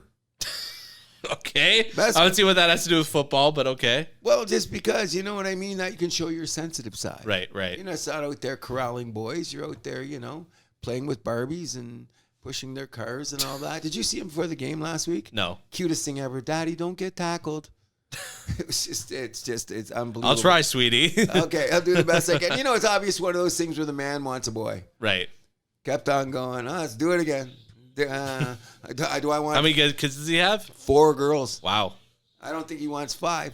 And they're young enough to do it. Like, his wife's in great shape. She has her podcast. She does her things around LA. But I think that, he's got enough girls. But God bless him. But anyways, let's get. I know he could have go for Phillip Rivers, go for 10. Yeah, well, Phillips has got he's got a shortstop, second baseman. Well, he's got 10 kids now. He could have a whole offensive team out there with him. That's just absolutely crazy. But that's neither here nor there. The NFL has gotten totally interesting, don't you think? So I want to ask you, do you think the Lions could take the number 1 seed in the NFC? Oh. I'm thinking if they win tonight, they'll be the number 1 seed. I think they'll be number 1 seed because you got to look at no, I don't think so because Philadelphia should win their last 2 games.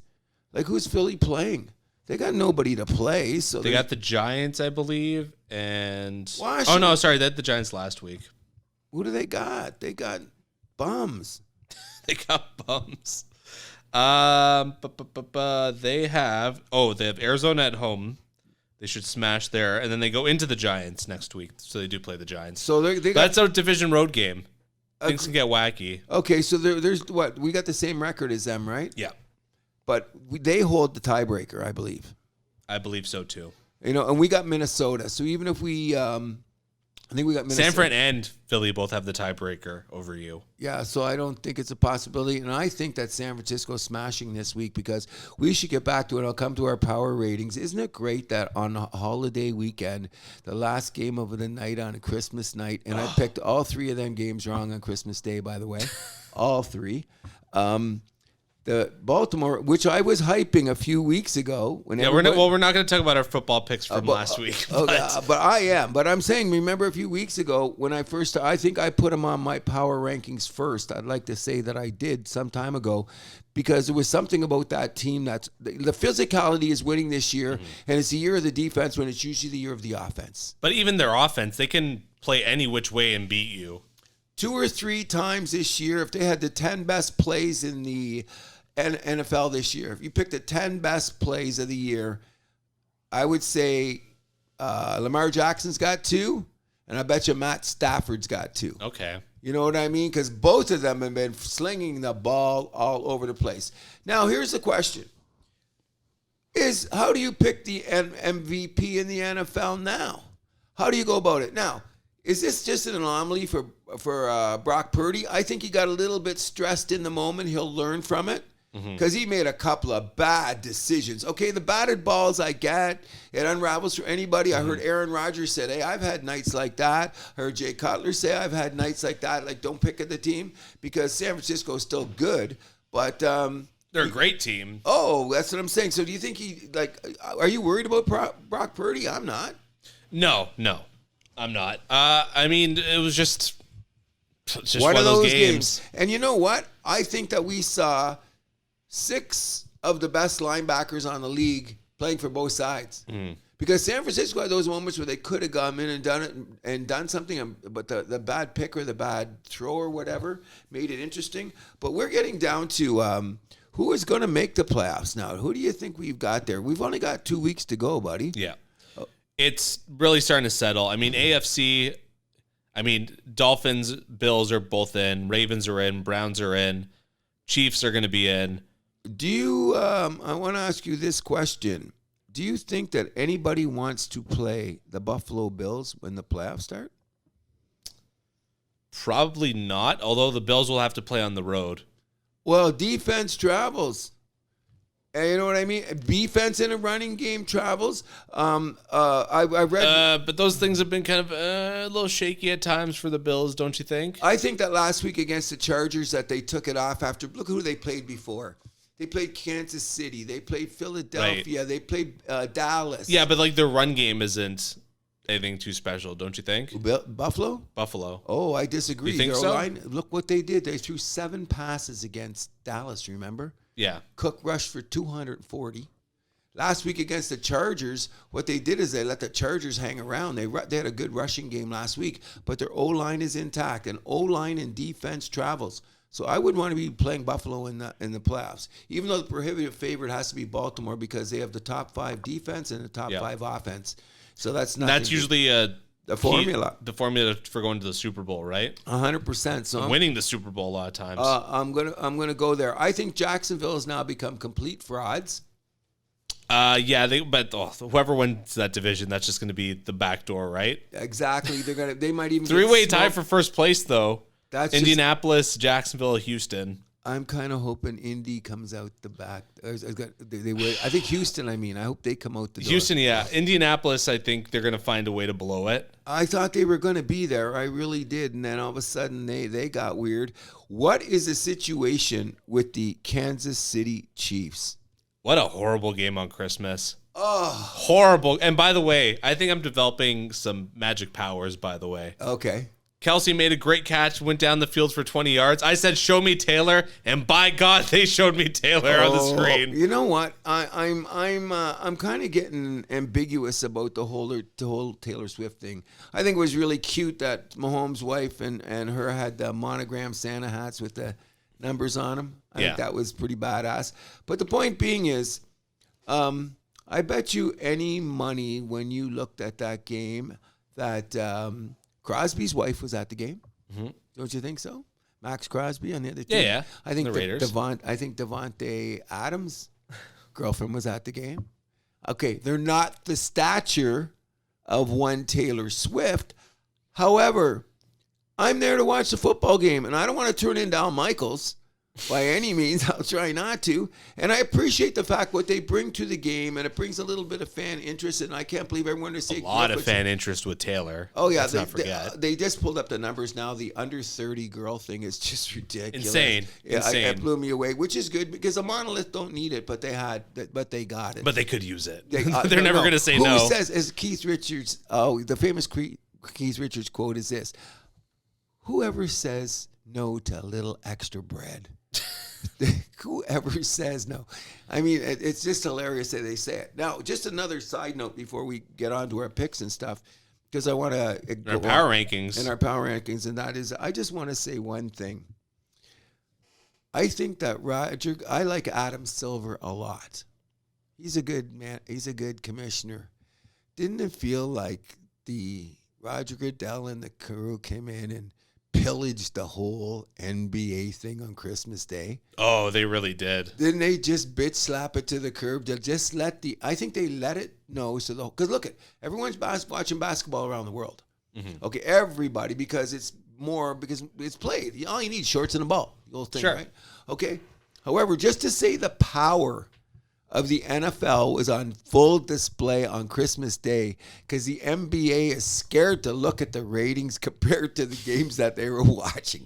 That's word on the street. Yeah. Like the NBA ain't releasing their ratings real quick because look what the NFL did. The Monolith put in a game at what? Just as you're having brunch. Yep. For those with the early Christmas dinner, you had a game to get after brunch. With Patrick Mahomes. And then what did you have on Sunday night? The two best teams. The game of the season. The game of the season. Is that not the NFL just walking in and doing the proverbial, I'll steal your girlie, I'll steal your weed? And you're forgetting the game in the middle, though. Philly, New York, one of the biggest rivalries in the league. Philly, one of the biggest contenders. NFC Tommy East. Cutlets. Come on. NFC East, it was like they wrote it out. And they had some good NBA games. Let's not get it wrong. Oh, sure. Lakers, Celtics. Yeah, there was the Golden State Denver one. Yes, which just proves again that Golden State isn't going nowhere. But it's a good game, though. Yes, it was. And the whole slate of NBA, on a normal day when there's no Christmas time, like the NBA will be going back to normal next year. It all gets normal again. I'm just saying that it's really interesting that the NFL just took such a swipe at them. That hard. Oh, this is a few years in a row now, basically, where they've done that. Ever since COVID, they're like, we could put games on Christmas too. Yes, but it's around. But when Christmas is on Wednesday or Tuesday. No, they can't do it. But it's just at this time of the year. If it falls on a Thursday, a Sunday, or a Monday, why not? Well, hey, shit could happen. Yeah. You know what I mean? Because the NFL does what? Whatever it wants. Prints money or whatever it wants. In any event, I'm going to look at it this way. I think that I'm in a playoff pool, and I'm going to say it right now. And what you do is you have to predict before the playoffs start who's going to win the Super Bowl and who are they going to beat. Then you got to pick them against the spread and straight up for the whole playoffs. I usually put in 3 tickets every year, and one of my tickets is going to say the Los Angeles Rams is going to win the Super Bowl. Wow. You heard it here first. Wow.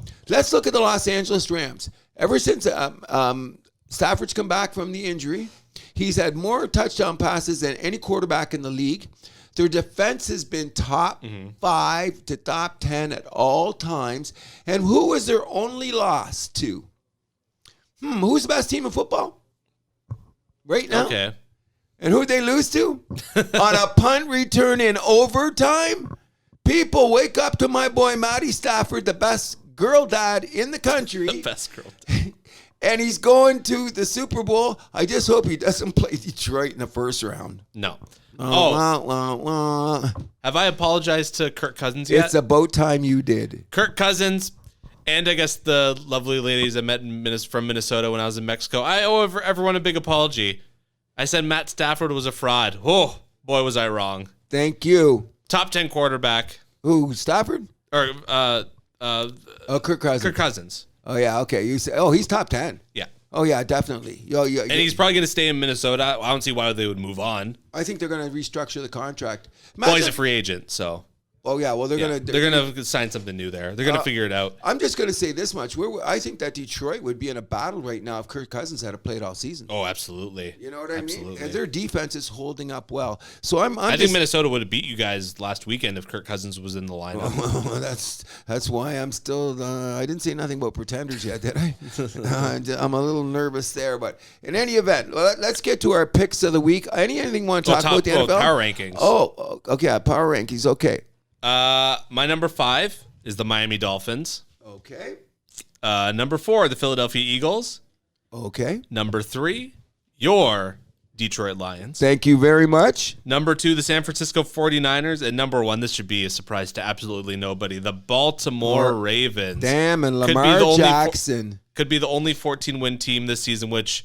I predicted there would be none. Yeah. I predicted there would be none. There could be one. There could be one. That's a good prediction, though, eh? Beginning of the season, saying, that was solid, yeah. You know, there would be no, and I kind of hope Lamar and the boys do it. Well, I have the top 3 teams that you do, but I have order? In the same order, because you can't let San Francisco anywhere. They had a bad day; they're just too good of a team. And I've debated on the Lions being 3rd or Miami 4th, but I'm going to tell you why I put Detroit ahead of Miami is strength of schedule. Okay, so I got Miami 4th, but here is my 5th team on my power rankings, the Cleveland Browns. Oh, okay. The sleeper team to going in with the return of Joe Flacco. Yes. You know what Just been tearing the league apart for the last month and a half. Throwing the ball all over the yard, including interceptions. Still. Got that defense covering his ass. I mean, still, he's looked better than Deshaun Watson ever did there in Cleveland. Yeah, but Deshaun had banged up, but I'm just liking he's showing a lot. Stop making excuses for him. Well, you know what? His legs are weak. He had other things to do, right? In any event. That's his problem. That's right. Bring your game to the table. Like Flacco came off the couch, and he won a Super Bowl, and Super Bowl MVP. Mm-hmm. And did you hear his interview after the game the other night? He says, these are the moments I get to share with my wife for the rest of my life. Wow. That's a huge statement after everything that he's done. He's been cast off. He's been on the couch, probably driving the wife crazy. And now he's back and he's in contention. Look at Cleveland's 11-6, bro. Yep.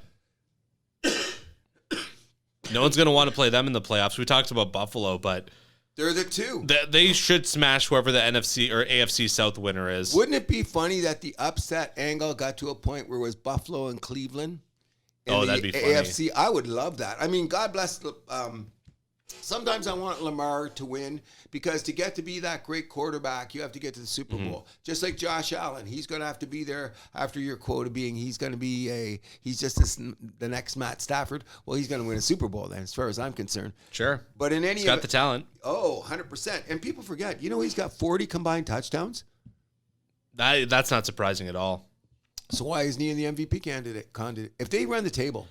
If they do, and they do manage, because I believe they still have an outside shot at the division. If they win both games. If they win out and Miami loses out, then, I mean, that would have to put Allen in the MVP conversation. Oh, absolutely at the top of it right now. Because is there a 2-game difference? Yep. But, And they go into Miami in the final game, do they not? And Baltimore's playing Miami. Tonight, yes. Yeah. Or this weekend, tomorrow. This weekend, yeah. So it should be interesting. I think I love, you know what, if you don't like the coach of Miami, you don't like football. This guy looks like Waldo. talks like Einstein, runs like I don't know who, and the way they scheme. And did you see that thing on Hard Knocks where he looked over it? I think I told you this, what he said. He walked over to Tyreek Hill, who was playing the game. He goes, "This feels like a one-play drive." You see the formation on the wheel, threw it down. Waddle caught the ball 60 yards. One-play drive. Called it before. Looked over and looked at Tyreek and said, Smart guy. Oh, he's a brainiac. So any of your favorite teams out there, I want to just shout out one more thing before we do that. God bless Mike Tomlin and Mason Plumlee. Mm-hmm. He cost me about $300. Okay, if you want to know the truth. But look, I mean, is he Lazarus, Mike Tomlin, or what? Like, I love the guy, but every time he gets thrown on the jump, he gets right back up. Kind of like the Undertaker. Remember every time the Undertaker's out of it, he just gets out of the coffin. Whatever, yeah. Okay, Zach, you happy I made a WWE reference? But God bless Mike Tyson, and they got to win one more game, and he's got another thing where he's That's that 500 record going, yeah. Yeah, because they're 8-7 right now, right? They are. But I don't think they're winning this weekend. Anything else you want to say around the league about teams? I think that Kansas City, I wouldn't want to play them in the playoffs. I think that... I mean, their offensive line is quite weak, though. And they got Mahomes and a good defense. But the receivers, they can't make a catch. Helicopter. Kelsey's been... Just as bad. Fantasy-wise, people are calling him the biggest disappointment of the year. Yeah, because they got two guys on him all the time. What they do is they just say, surround Kelsey, throw it to somebody else. No, but it's worked in years past. Yeah, but the other guys were catching the ball. So sometimes you had to go there. So when they did those splits coming through the... Either way, it's not working for KC. No, but I think they've got 2 games to figure it out. They're going to have one home game, so they're going to have to wait and see. I'm thinking that... and big shout out to Mario, Wade, and the whole familia around Shoey's and their...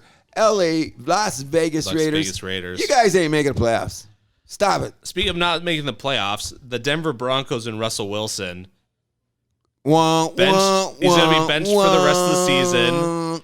It sounds like he's going to be out of town there soon, too. Well, it's all about the money. First, I was shocked to hear about it. When you're looking from a financial point of view, it's like they got to cut him by what? So he doesn't get the 2025 money. Yeah. If they cut him by then, but it's still a $40 cap hit. $40 million. $40 million cap hit coming along here. That's still a lot. Over the next 2 years, that's a good player or two. It just shows you like this. There's some coaches that think their dicks are the biggest dicks on the face of the earth. Sean Payton whipped out his dick and said to Russell Wilson, put that chili willy away. Get out of here. You know what I mean? And this was a match made in hell. Like, you know what I mean? Like, when you first hear about, like, Sean Payton shows up and goes, whose office is that? Oh, that's Russell Wilson's. What? Get that office out of here. You know what I mean? Yeah, well, first of all, that's just, like, the oddest matchup of, like, a coach and a quarterback. Like, Sean Payton and Russell Wilson, that's just, like, instant clash, right? Aaron Rodgers said this week that all quarterbacks get frustrated. All quarterbacks show their helmets. All quarterbacks do crazy things. Like, I was asked, like, Mahomes. Mahomes is showing his competitive spirit. But all Russell Wilson does is, it's all good all the time. Let's go cooking with Russ. No, it's not. Yeah, it's not all good all the time, buddy. And that's why Peyton came over to you and said, it's not all good all the time. So the question is, where's Russell Wilson going to be next week, next year? CFL. In the immortal words of Boss Scott, where is Russell Wilson going to be next year? On Dancing with the Stars. Oh, possibly. That's the funniest line I heard all week, but CFL is another thing. So anyways, we got lots to talk about year-end, and the time is rolling on us. Let's go with our picks for the week. Yes, sir. Let me just pull them up quickly. And we should, I guess, say how we did last week. I did outstanding. You were 7 for 15. What? Is that all? Yes. Oh. It's okay. I was 5 for 15. In any event, I hope a lot of people were, because I was in the top 5 in that pool. Getting a little worried. No, I was still top 5. That's how badly everyone picked last week. Yeah, it was a weird week. Definitely was. A lot of people picked the same games. Let's start off. Okay, one thing I want to know before we go, what's the spread we're going on? I made every pick but the Pats Bills game. What's the spread again? For Pats Bills? Yeah. I have it at 14. And it's in Buffalo, right? Yeah. Okay. Okay, so number 1, Detroit at Dallas. It's Dallas favored by 5.5 at home. I think Dallas is killer at home. Detroit, I think you might be resting on your laurels a little bit after winning that division for the first time in a million years. I'm taking the Cowboys. Okay, Dan Campbell's had some association with the Cowboys. I think he played there for a minute for a cup of coffee or did some coaching, whatever the case may be. And I think that Dallas is going to be so full of themselves because it's Jimmy Johnson night and Irwin's going to be in the house and Aikman and Emmett and who's the lineman? Larry, Big Larry will be there. I forget his last name. All the boys are going to be out. Sure. All going to be having some beers, maybe some gummies going around. And it's going to be a tortoise in the hare game because guess what? Detroit plays physical and Dallas is not. So I'm calling Lions for the up. And it's a 5.5 spread, isn't it? 5.5 spread. I'm taking Lions and land points. Next up, Miami at Baltimore. Baltimore favored by 3.5 points at home. Ravens are on a roll. Give me Baltimore. All day long. Oh, you know what I mean? All day long. And the reason I'm saying this is that John Harbaugh is a coach that teaches you don't have a letdown. And guess what? Miami still has a shot at being the number 1 seed. Why doesn't Baltimore get the number 1 seed? Why let them come in the back door? Miami. Exactly. And look at Cleveland's breathing down their neck too with a loss. Yep. You know what I'm saying? So I'm taking the Ravens all day. New England at Buffalo. Buffalo favored by 2 touchdowns, 14 points at home. I think Buffalo smells blood. 100%. Give me the Bills. 100%. Sorry about your boys. Yeah, it happens. Atlanta at the Chicago Bears. Bears favored by 3 points at home. I've been a guy that's been on the Falcons bandwagon all the time. I picked them right most of the time this year. I actually picked them to win the division. They're losing. I'm going with Chicago as well. I think Atlanta's shot themselves in the foot too many times this year. Why not do it one more time before the end of the year for old time's sake? Mm-hmm. Tennessee at Houston. Houston favored by 4 points at home. CJ Stroud is back for this one, I believe. So you know what we're both taking, right? We are both on the Texans. The Houston Texans. Las Vegas Raiders at the Indianapolis Colts. Colts favored by 4 points at home. Another game that I absolutely just hate to pick, but I'm going with the upset. Give me Vegas. I'm saying that the Raiders are so full of themselves after watching Kansas City puke them up on national TV that they think that there's something that they're not, and Colts are still a team that could win that division, and the Colts have a very good record at home. Do you check their home record? They do have a good home record. I'm saying that they got a great home record, and I think they've been perfect against the spread at home, so I'm taking the Colts all day. You are taking the Colts. Okay. Next up, Carolina Panthers at the Jacksonville Jaguars. Jaguars favored by 4 points at home. Give me Jacksonville. Wait a second. Trevor Lawrence isn't playing, so this could be the ugliest game of the week. Do you think Carolina's going to... No, I'm going to take the Jags, and I'm going to take it with some apprehension because it's like Jacksonville's still a year away. Sure. You know what I mean? They're not there. And we know Trevor Lawrence, first game he's going to miss in his career, by the way. I hope he's back soon. Yes. First game, high school, college, professional he's missing, yeah. LA Rams at the New York Giants. Rams favored by 6 points on the road. Come on. I'm with you. I like the Rams. Thank you very much. That's a gimme for me. Here's an interesting game. What's the spread in the Cards and the Eagles? 12 points. I think the Eagles got to right the ship. It's a division game. It makes me nervous. Eagles Cardinals? Yeah. No, it's not. That's right. That's not. I was thinking of who's that with Washington. I'm saying that the Eagles got to right the ship. The problem is Arizona can run. I'm worried about the backdoor cover. I don't know. I'm taking the Eagles. I'm taking the Eagles too. If the Cardinals ended up, I'll be kicking myself. The next game's a no-brainer, I think. Depending on which one you say it is. But for me, the next one on my list is New Orleans at Tampa Bay. Could be deciding the division winner right here. I think Tampa Bay finds a way to shoot themselves in the foot here. Give me the Saints for the upset. Okay, I'll bet a beer. I'll take the beer, and I'll take the Bucks. Taking Tampa Bay? I think that what happened is there's a little thing you got to look at here. When you let a quarterback develop, he can do something. Baker? Like Baker's developing. They're going to keep him around, I think. Oh, definitely. And they say the good thing is that from him going to L.A. last year to play those games with Sean Yeah. McVay, and Sean McVay is a bit of a quarterback whisperer. They said what he learned there, he brought to Tampa Bay, and some of the offensive people from LA are in Tampa Bay, and the rest is history. Okay. You know, I've We'll never see. Tampa Bay. I'm not a Baker lover, but I'm glad that he's a good story. Okay. San Francisco at Washington. San Fran favored by 13.5 on the road. I think Washington is just an absolute dumpster fire. San Fran's going to be looking to get back in the win column. Give me the Niners. I think this might be a bad beating. Real bad beating. Yeah. Because they're going to take all their shit out on these guys, man. Could be ugly. Pittsburgh at Seattle. Seattle favored by 4 points at home. Seattle's kind of riding high right now, but I still quite don't believe in them. Pittsburgh going for that, whatever, a million straight seasons of plus 500 football with Tomlin. I'm taking Pittsburgh for the upset. I'm liking the 12th man all day long because Pete Carroll has a way. Look at every game that they look like they're in trouble and at home. Look at their home record. They got a great home record, and Pittsburgh hasn't been traveling so well. And there's going to be now a film on Mason Plumlee, who had a great game last week. I'm taking the Hawks all day. Okay. LA Chargers at the Denver Broncos, another game that you just hate to call here. Denver favored by 3.5 at home. I think just the Chargers are a bigger dumpster fire, so I'll take Denver. That's exactly how you got to look at it, bro. There's no other way.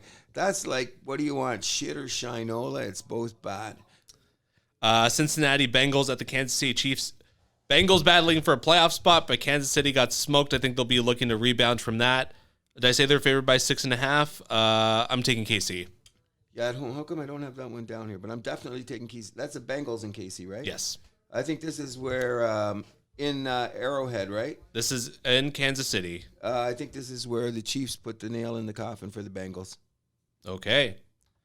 You taking the Chiefs too? I'm taking the Chiefs too. Okay. And last but not least, the Sunday Nighter. Did I tell you I hate both these teams? I'm surprised this game didn't get flexed out.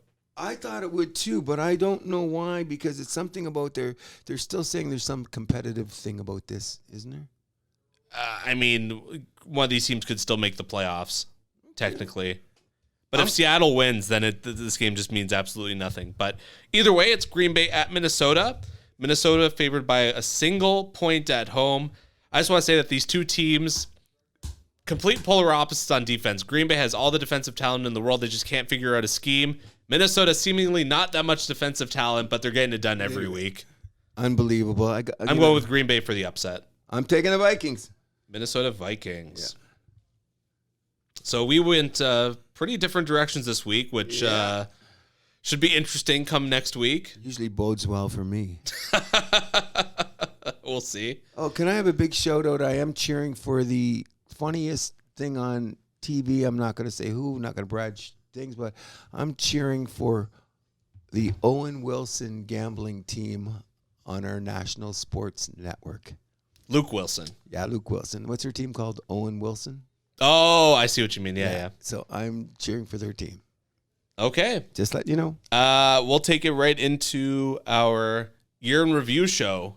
Oh, this is going to be amazing. There's going to be so many things to say. I think that you're going to get caught off guard. As we start, I think it's very important that we take a quick look at some of the things that we don't talk about, we haven't mentioned already, that happened this year, that we should. Number one being LeBron James breaking Kareem Abdul's all-time scoring record. Happened in 2023. Yep. The house that happened should note that. Don't you agree? Absolutely. Do you think that coach on the national team in Spain kissing that girl should have got fired? I forgot about that, to be honest. What a weird story of the year. When I went, what? The guy got fired for that? Now, looked a little weird. He's got a wife. Yeah. They fired him for it. The girl never bitched, did she? No, but who knows what happened behind the scenes, right? The optics were pretty ugly. Yeah. What do you think? He should have been fired? I think it was in France. He wouldn't have been. Yeah, you might be right. I mean, in France, I wouldn't have been. Here it is. Okay, I think that we should have a big shout out to the people that saved Hamlin's life the night of the Bengal game. And he's got to play again this year. The House That Happens want to recognize that those medical people, you can't underestimate first responders and the things they do. They saved a man's life. I think it would be remiss if we didn't bring up that. Agreed? What's the other one? Do you know that a bunch of horses died mysteriously days up to the Kentucky Derby? I did not. I did not either, but I was doing some research and like horses that were like, if you were at beginning, like this time of the year, they were talking, the Kentucky Derby's in what, May? Yeah, Okay. like early summer Okay, around there. okay. Now, all these horses that were in contention, apparently 6 of them died before the race. 10 days before. Just saying.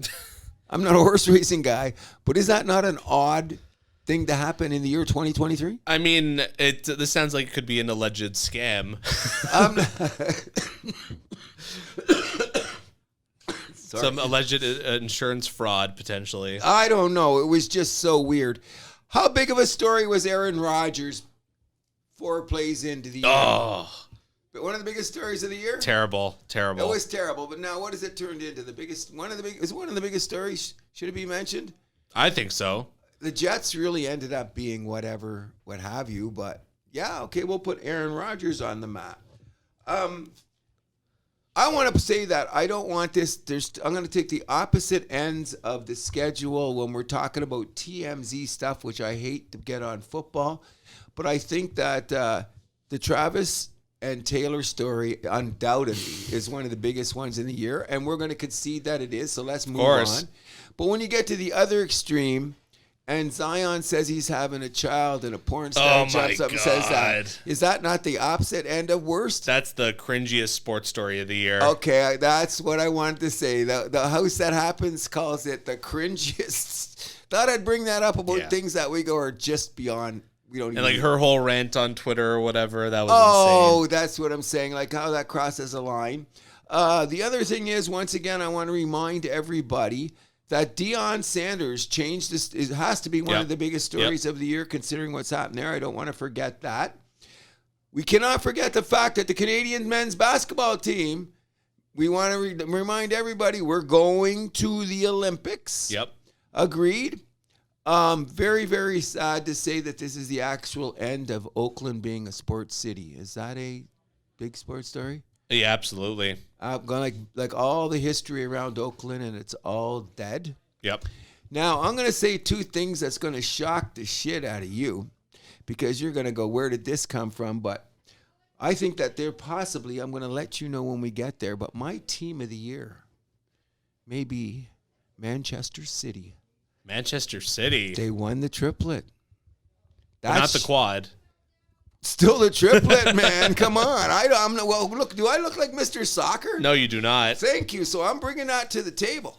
Okay. Okay, so you got to respect that. Sure, of course. Like, look, what's that? Champions League. What is it again? I remember when I heard. I said, "Wow, why do we ever mention it?"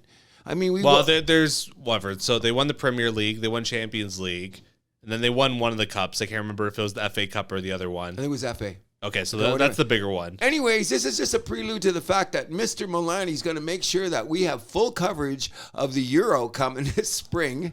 So I wanted to let him know that I'm paying attention to what goes on in the world in soccer. So I just want to know, how come nobody brings up Eric Haaland of Manchester City? Is it because of Messi? Haaland? Yeah. Is it because of Messi just is so whatever? Probably. But he did win the... Actually, he was like the runner-up, I guess, for the Ballon d'Or, yes, right? Yes, he was, and he was probably should have won it. Yeah, but other there, but because the last thing I want to talk about, story of the year, if we don't bring up Messi coming to the MLS. That has to be one of the look what he moved on Apple, the crowds, soccer in North America. I think that's another one we'd be here, but that's all just the stories that we could bring up. We could bring up a million other ones. Any ones you could think of stories of the year? I mean, I think you said it all nicely there. One last thing I want to bring up before we get into our awards is more trade details have been revealed for the OG trade. So we will also be sending Malachi Flynn to the Knicks. Oh, bye. I'm not going to cry too much for that one. No. And we are getting a second-round pick. It's going to be the Pistons' second-round pick as part of this trade. So it's going to be a pick in probably the pick number 31 when all's said and done. So that's not too bad. We're not getting a first-rounder? No, nobody wants. But we got RJ. That's right. So I'm not upset about that. Let's take it right into our awards. So should we get started with the biggest bitch of the year? Oh, let's just cut to the chase. We're going to go in that order. We're going to go back. Okay.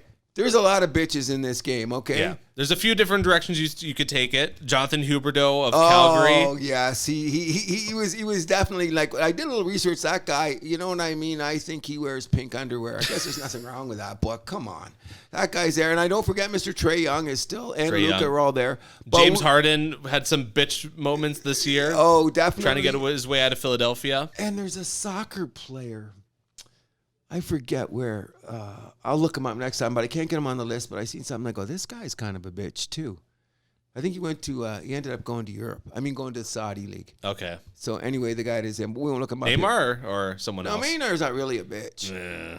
Borderline though is okay. So I mean, maybe it's the guy I was saying, but he's something else. Okay. In any event, the biggest bitch in the year from the house that happens, unanimous choice, no doubt about it. Draymond Green. Yeah, hands down. Not even a question. That guy, you know what? He's still on an indefinite suspension. He's ruined the year for the Golden State Warriors. He's ruined last season for them, too. Ruined last season. I think they will not recover.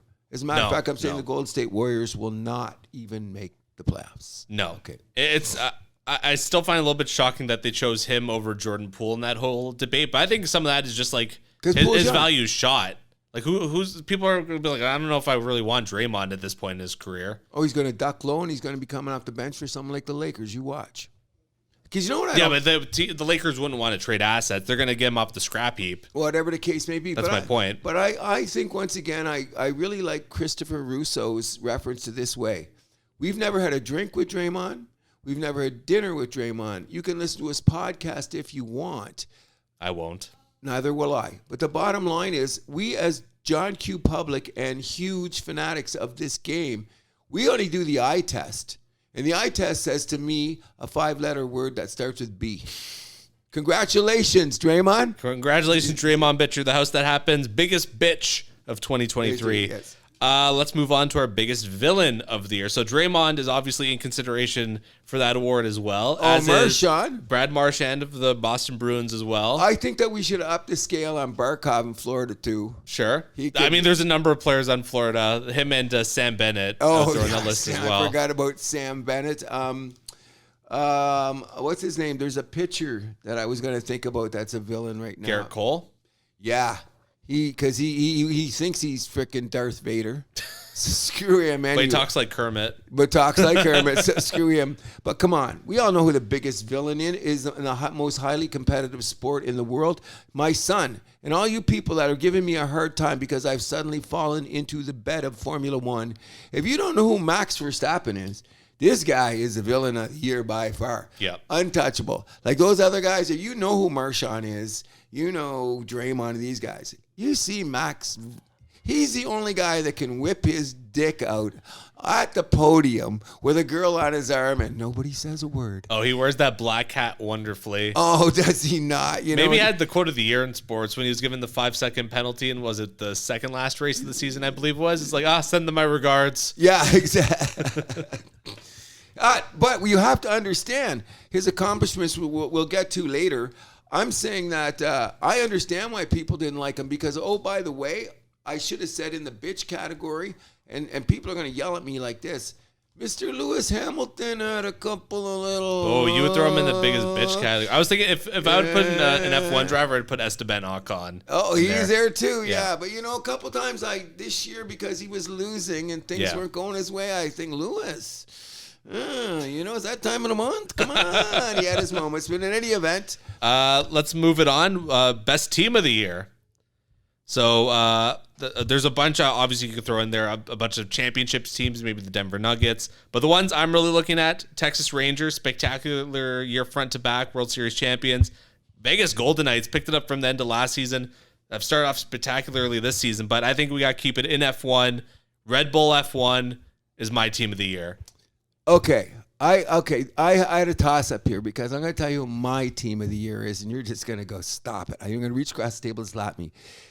As good as those F guy won, and their accomplishments, which they'll never accomplish again, my best team of the year is Manchester City. Okay. I'm going to still take them because they can do the 3 and they could get better with the quad. They won the treble? They won the treble. That's a huge accomplishment. Once you got going with... Nothing against my boys at Red Bull. Okay, nothing against them because once they got the motor running downhill, it was over. Yeah. But I think that Manchester had to play a little bit tougher competition to win the treble. That's all I'm saying. Okay, fair enough. You know, so everybody out there listening, they're going to say Cruz is entering an age of dementia. Soccer F1. Soccer F1, they're going to say this boy has some issues, okay? My team of the year, though, Manchester City. Okay, first disagreement of the night. Yes. Worst team of the year. There's a bunch of different ways you can go about this. Maybe it's the Detroit Pistons because of this historical stretch. Maybe it's the Carolina Panthers, but for me, it's the Oakland A's. Just a pure disaster on and off the field. Oh, I was also putting in there that mess that was in San Diego because they spent so much money, the Padres. But the way they're not, but you can't call them the worst. Maybe the house that happens say, unfortunately, and we just said this is one of the stories of the year. This is the end of sports legacy in Oakland. By far the worst team. From the organizational to the field until they get out of Oakland, this is absolutely the worst team in sports. And the losers, well, not to make it sound bad, but like who loses, it's the fans. Oh, that's the part that hurts the You most. feel bad for the diehards there in Oakland. 100%. Since I was a kid, that was one of the biggest sport. You always The heard swinging A's in the early 70s, yeah. all that kind of stuff. You know what I mean? Biggest disappointment of the year. So one of the ones that you can look at immediately in hockey are the Pittsburgh Penguins. All that talent, can't figure it out. Alpine F1. Oh, We're right. supposed to be. They got all this big French money. Yes, they The only did. team they were competing with was themselves, seemingly. Middle of the pack, not good enough to compete, not bad enough to be with like the Haas's or the Williams of the world. Toronto Raptors, I mean, have been such a disappointment given the talent that they have. But my biggest disappointment of the year, it's a tie.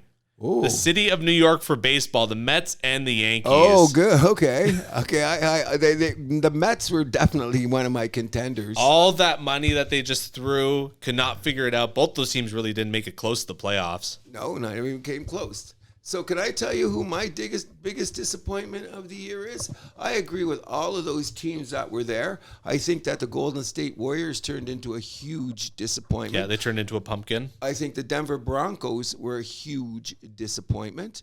Okay, and there's a couple of college basketball teams, but we don't really do that. But I think the biggest disappointment of the year was the Toronto Maple Leafs.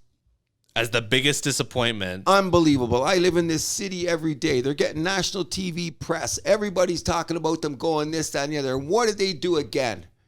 They beat a team that was on their last legs and then go into the next round and get Hold beat. on. You're going to hype up Tampa Bay as a team that's going to make the playoffs. Now you're going to say that was then. They revised. They're going to be okay. My God, They're going to be okay. outta My here. biggest disappointment of the year actually was a tie between them and the Toronto Blue Jays. Ugh, the Blue Jays are a good pick. But I mean, I hate to say it, my Toronto teams. I understand how you say those other teams are disappointing because they got the credentials, you know, especially the New York teams. You got to say this, but we live in Toronto every day, and we're told that this is what we're going to get, and it keeps building and building and building. How many years have these two teams built us to this point, and again they fell down? To me, biggest disappointment. Okay, maybe Blue Jays were a bigger disappointment than the Leafs, though. What's that? Blue Jays are a bigger disappointment than the Leafs. So I'm going to call it a tie. To live in this city, there, the biggest disappointments. I'm not happy with that. Well, I got to let you know. I thought you'd like my Manchester City one too, man.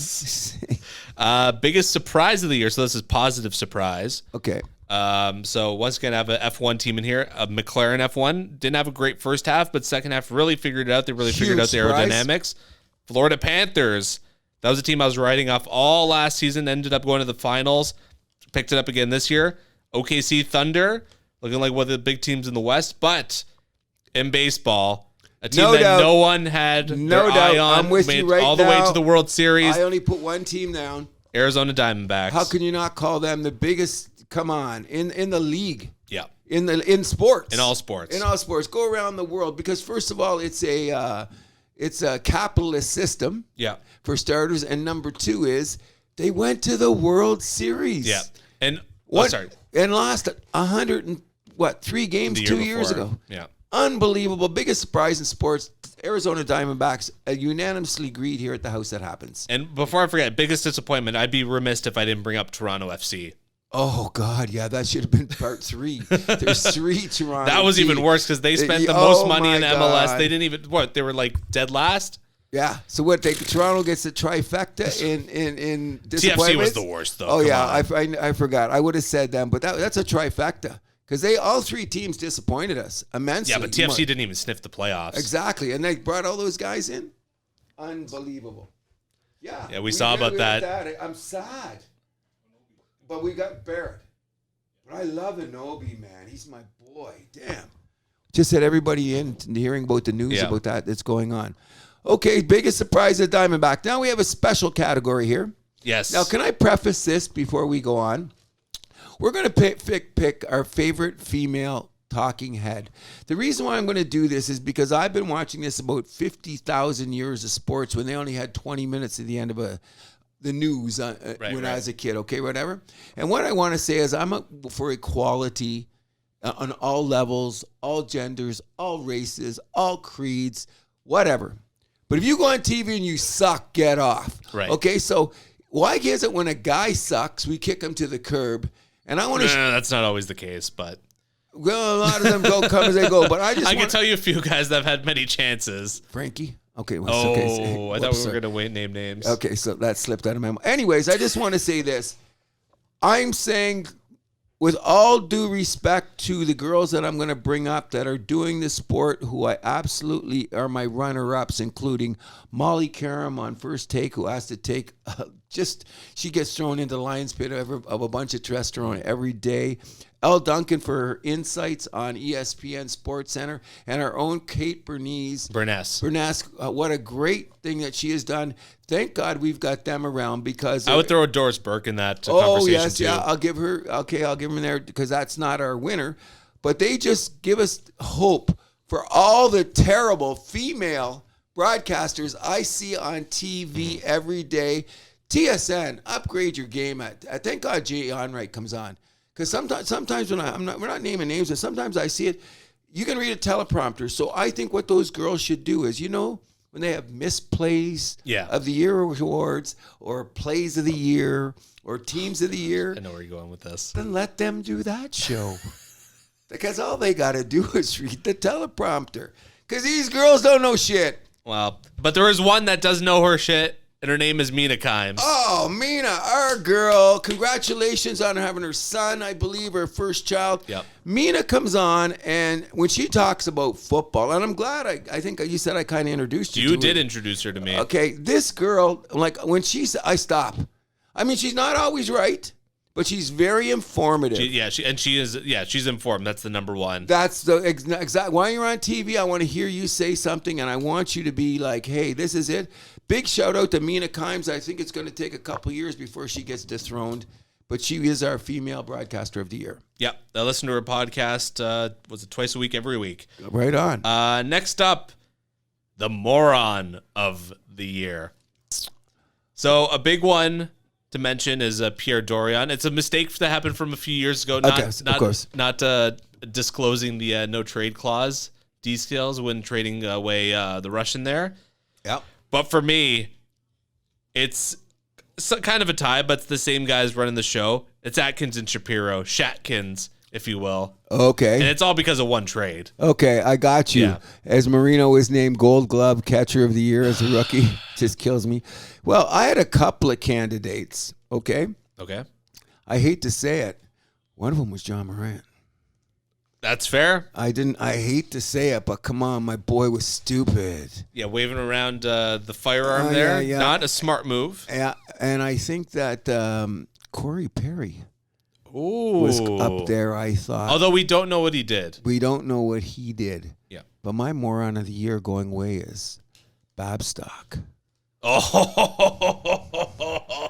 There's my moron of the year. How about just the Columbus Blue Jackets in general Agreed. for hiring him? There you go. But then we already knew that this guy was sketchy in Toronto. And remember the fanfare at the beginning of the season? Babstock's back, blah, blah, blah, blah. And what does he do? Goes in and be twice as stupid as he was before. Well, let me take your cell phone. I want to see what your family photos on there, eh? Do you agree that he's my moron of the year? That's fair. Fair? That's fair. I'm taking Babstock as my goddamn moron of the year, bar none. Really picking on things that have happened in Toronto. There's a few other things. That's for me. I'm trying to go the forgive and most, especially involved the forget route with that. So, but I'm still upset about Atkins. No, I was. Atkins and Shapiro was right there. Yeah. But as I was going over the surface, and I had to give my boy John Morant, I got to bring it up or I'm not honest. Mm-hmm. You know what I mean? I just can't let him slide. I'm glad he's back and doing his thing. I couldn't let it slide. So I didn't want him to be number one. But I looked around and the Corey Perry thing was pretty ridiculous. But nah, Babstock to me was definitely the dumbass moron of the year. Yeah. Next. Best newbie. So this is best new athlete on the scene. I mean, you can look at Connor Bedard. He has not put in a full season of work yet, so I will not give it to him. CJ Stroud, same thing there in Houston.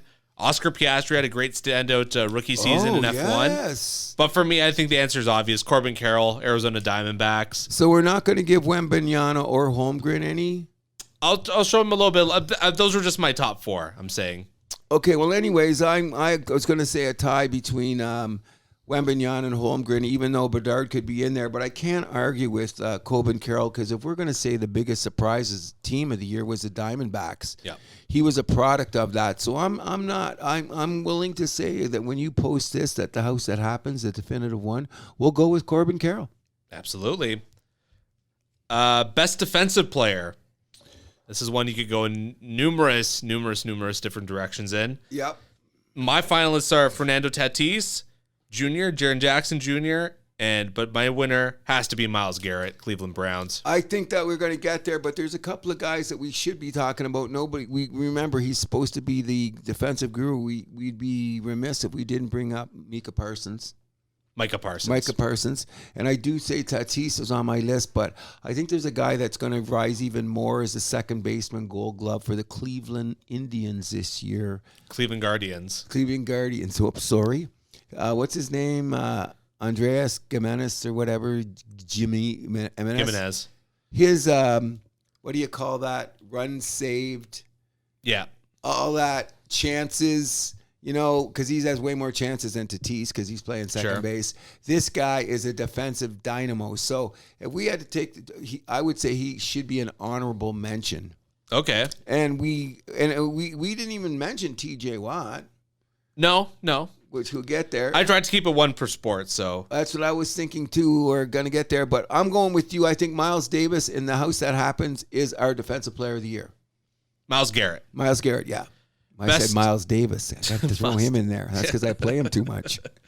Best offensive player. So, again, one where you could go numerous different ways. I'll throw Mahomes in there because of the Super Bowl win. Okay. Connor McDavid, obviously. Okay. Jokic, another championship winner that we didn't really mention, but I mean, he's fantastic on offense. Okay. But for me, I got to go back to baseball. Ronald Acuna Jr., what he did this year is historic. 41 home runs, 73 stolen bases, all while hitting 338. Come on. Okay. I'm gonna go like this. First of all, we didn't even give our Eric Haaland guy. We didn't even give him the time of day, and I think we didn't even bring up Tyreek Hill.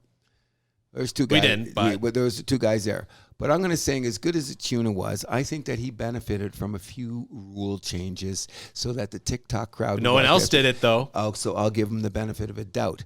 But I'm going to ask you this. Do you think Acuna could do it again? Why not? Okay, then. I'm going number one is freaking Connor McDavid. That's a 150-point season. Is he going to get another 150-point season? When was the last 150? When's the last time we had a 150-point season? Was it like Lemieux and the Yager or whatever it was like this? Like you can't underestimate the level of offensive prowess that is from McDavid. Like you think about it, and he scored 60 goals. Yep. You know what I mean? And how many guys have scored 60 goals? 7 in the history of hockey. I think it is. Yeah, it's like Matthews, McDavid, Stamkos, Ovechkin. Those are the only guys to do it recently. Then you got Curry, Gretzky. Phil Esposito. Our Bossy never did it, no. Phil Esposito. He was the first. Yeah. So then it's Gretzky, Phil Esposito. Did Curry score 70? I think he believed. I think he did it once. And I think Bernie, then maybe it's 9 because Bernie, what's his name? Nichols. Bernie Nichols, I think, scored 72. Oh, McGillney did it. Solani did it. Yeah. So, yeah, there's. Yeah. But it hasn't happened in a while, so we got to give him the benefit. So our guy is, so we can decide, we can put it in a bracket, whatever it is, because Acuna is one, and that is a season. But to me, I'm just saying, I looked at it. He's on my list here. I got him as a comment, but I'm going with McDavid. Yep. Coach/manager of the year. Another one that was tough. So originally I had Christian Horner as my manager of the year, but then upon further review, okay. What kept him from being the manager of the year was Sergio Perez's performance. If he was able to keep him up there on the podium every week, I would definitely say he would be the manager of the year. That was not the case. Sean McVay, another good choice. Yes, LA Rams. 100%. But my coach of the year is Bruce Cassidy, Vegas Golden Knights. Especially coming in under that pressure and stuff. Yeah. Okay, I'm gonna say yeah. And he's kept it up this season too. They're one of the top teams in the NHL. Okay, so I'm gonna give you all of those guys are great guys. So I'm gonna give you my my runner-ups. One of them is Andy Reid because he got them back to the Super Bowl again, and he's got to be considered one of the greatest coaches of all time. I think he's Italian, so I don't know how to say his name, but the coach of Manchester City. What's his name? Guarlardino? Pep Guarlardino? Yeah. I think he should be considered because he had to manipulate all of those things there, get all the players together, and winning the triplet. I don't think because we don't talk about soccer enough, but I'm leading up to the Euro this year. Yeah. So you can build up to the Euro, and I want you to know that I've been doing my homework. Anybody out there, like my son and your crew, all the basketball people, all the hockey people, all the football people, all the baseball people, go check out how hard it is to win a triplet. There's only been, 6 teams that have done it in the history of It's only a handful, yeah. Yeah, only in the history of soccer, which is well over 100 years old. So I gave him credit, but in that maze called the NBA, my coach of the year is Michael Malone. He built that ground from the ground up, and they're trying to build a dynasty. I think it's going to be tight for him to hold on, but everybody was talking about it, except for Denver was a contender. Yep. He rode them home like Secretariat. So my coach of the year is Michael Malone. And last but not least, the house that happens athlete of the year. So my runners up are Nikola Jokic, 100%. Ronald Acuna Jr. Yep.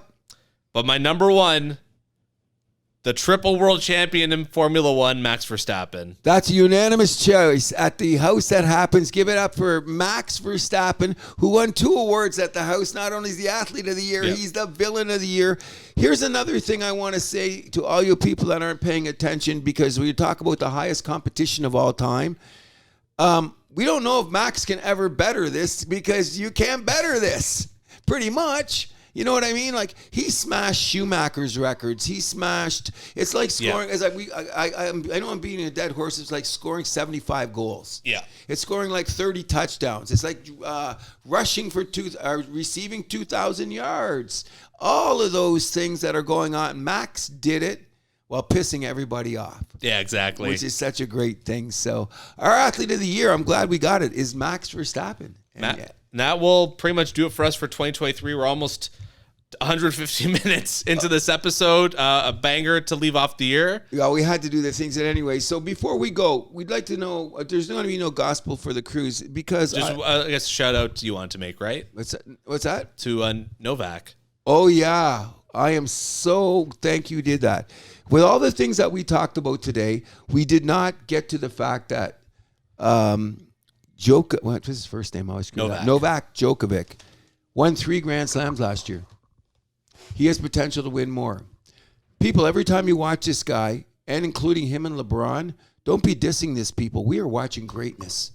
And we don't know when you'll ever see greatness this good again. Could be the greatest of all time. Could be it probably is going to be. But when we go out there and you see social media, pundits, analysts, and they find ways to pick at these guys, shut up. Stop it. These guys, this is greatness. And what do we want to see when we watch sports? Greatness. Thank you very much. So I want to thank both of them for doing it. And, of course, Mr. Messi for solidifying the fact that all the things that he did in his career and finally won a World Cup, that's greatness. Yeah. You know what I mean? So before we go, I just want to say one thing. Any predictions that you can see going on in 2024? Ooh. You go. The first thing I'm going to say is this, and I hate to say it, and it's the last thing I'm going to say, but I think that the whole sports world has been altered so much by this thing called gambling. Gambling. Do you want to bet on the drop that's going down the window on the right side of your car? Or do you want to bet on the drop of water running down the right side of your car? I hope I am wrong, but I smell a scandal unprecedented, worse than Juventus over in Italy on a scale that we've never seen before. I'm not sure what sport it is. It's raised its head a bit in tennis. Okay. We had some things over in Asia about golf. Mm-hmm. But I think something's going to happen because human nature is such that addiction of gambling is worse than anything. Heroin, alcohol, sex, name it. Gambling is the worst addiction in the year. And I hope that I am wrong in saying this, but that addiction is going to catch somebody and be the biggest scandal that we see in the year. Okay. Anything else you'd like to say? I'm going to give a couple predictions. One, Austin Matthews will score 70 goals this year. Nope. 70 goals. You heard it here first. Okay. And the Formula One championship next year will be a lot tighter than people anticipate. I agree, because of the change of cars, right? Well, it's still going to be the same rule set, but I think Ferrari, Mercedes, Aston Martin, McLaren, those teams are all going to be motivated. Agreed. 100%. The other thing I was going to say, I think that we're going to see more bigger name players like the other guy that just signed with Inter Miami. Okay. I think we're going to see bigger European soccer players come over here and do their thing. I think that... Although Messi might be heading back to Barcelona. Well, because the money's over there, that's whatever. I think that at the this year in baseball, that the Los Angeles Dodgers are not going to win the World Series regardless of how much money. It's too early to say which way. What's that? It's too early to say which way. I'm going to say it now. The gods of baseball are going to say, go to hell. That's all. Well, if they don't win this year, they're going to win the year after. What, are they going to become the Brooklyn Dodgers of the 50s?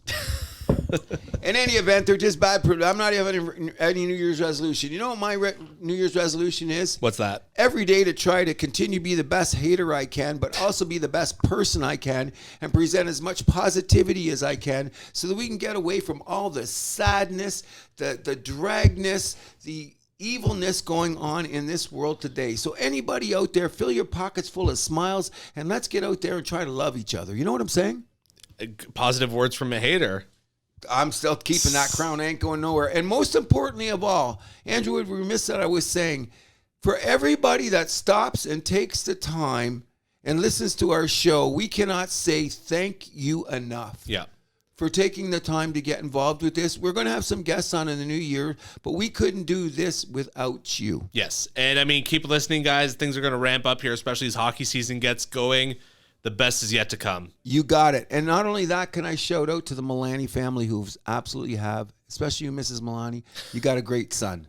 You know what I mean? And most importantly... 2 great sons. Yes, you do. Stephen, too, forgot. And the daughter that's getting married. Alexandra. There.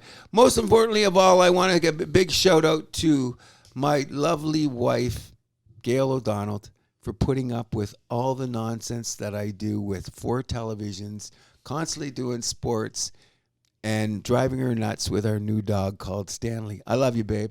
Thanks for supporting me. Anything else you'd like to say? That's about it. Everybody, have a very happy new year, and remember this. When you listen to The House That Happens, we do one thing. We keep the vibe alive. You can find The House That Happens on Podbean, Spotify, Amazon Music, iHeartRadio, Player FM, Samsung, Podchaser, Boomplay, YouTube, and SoundCloud. You can also follow us on Facebook, Instagram, and TikTok at The House That Happens, and follow us on Twitter at House Happens. You can also shoot us an email at thehousethathappens@gmail.com.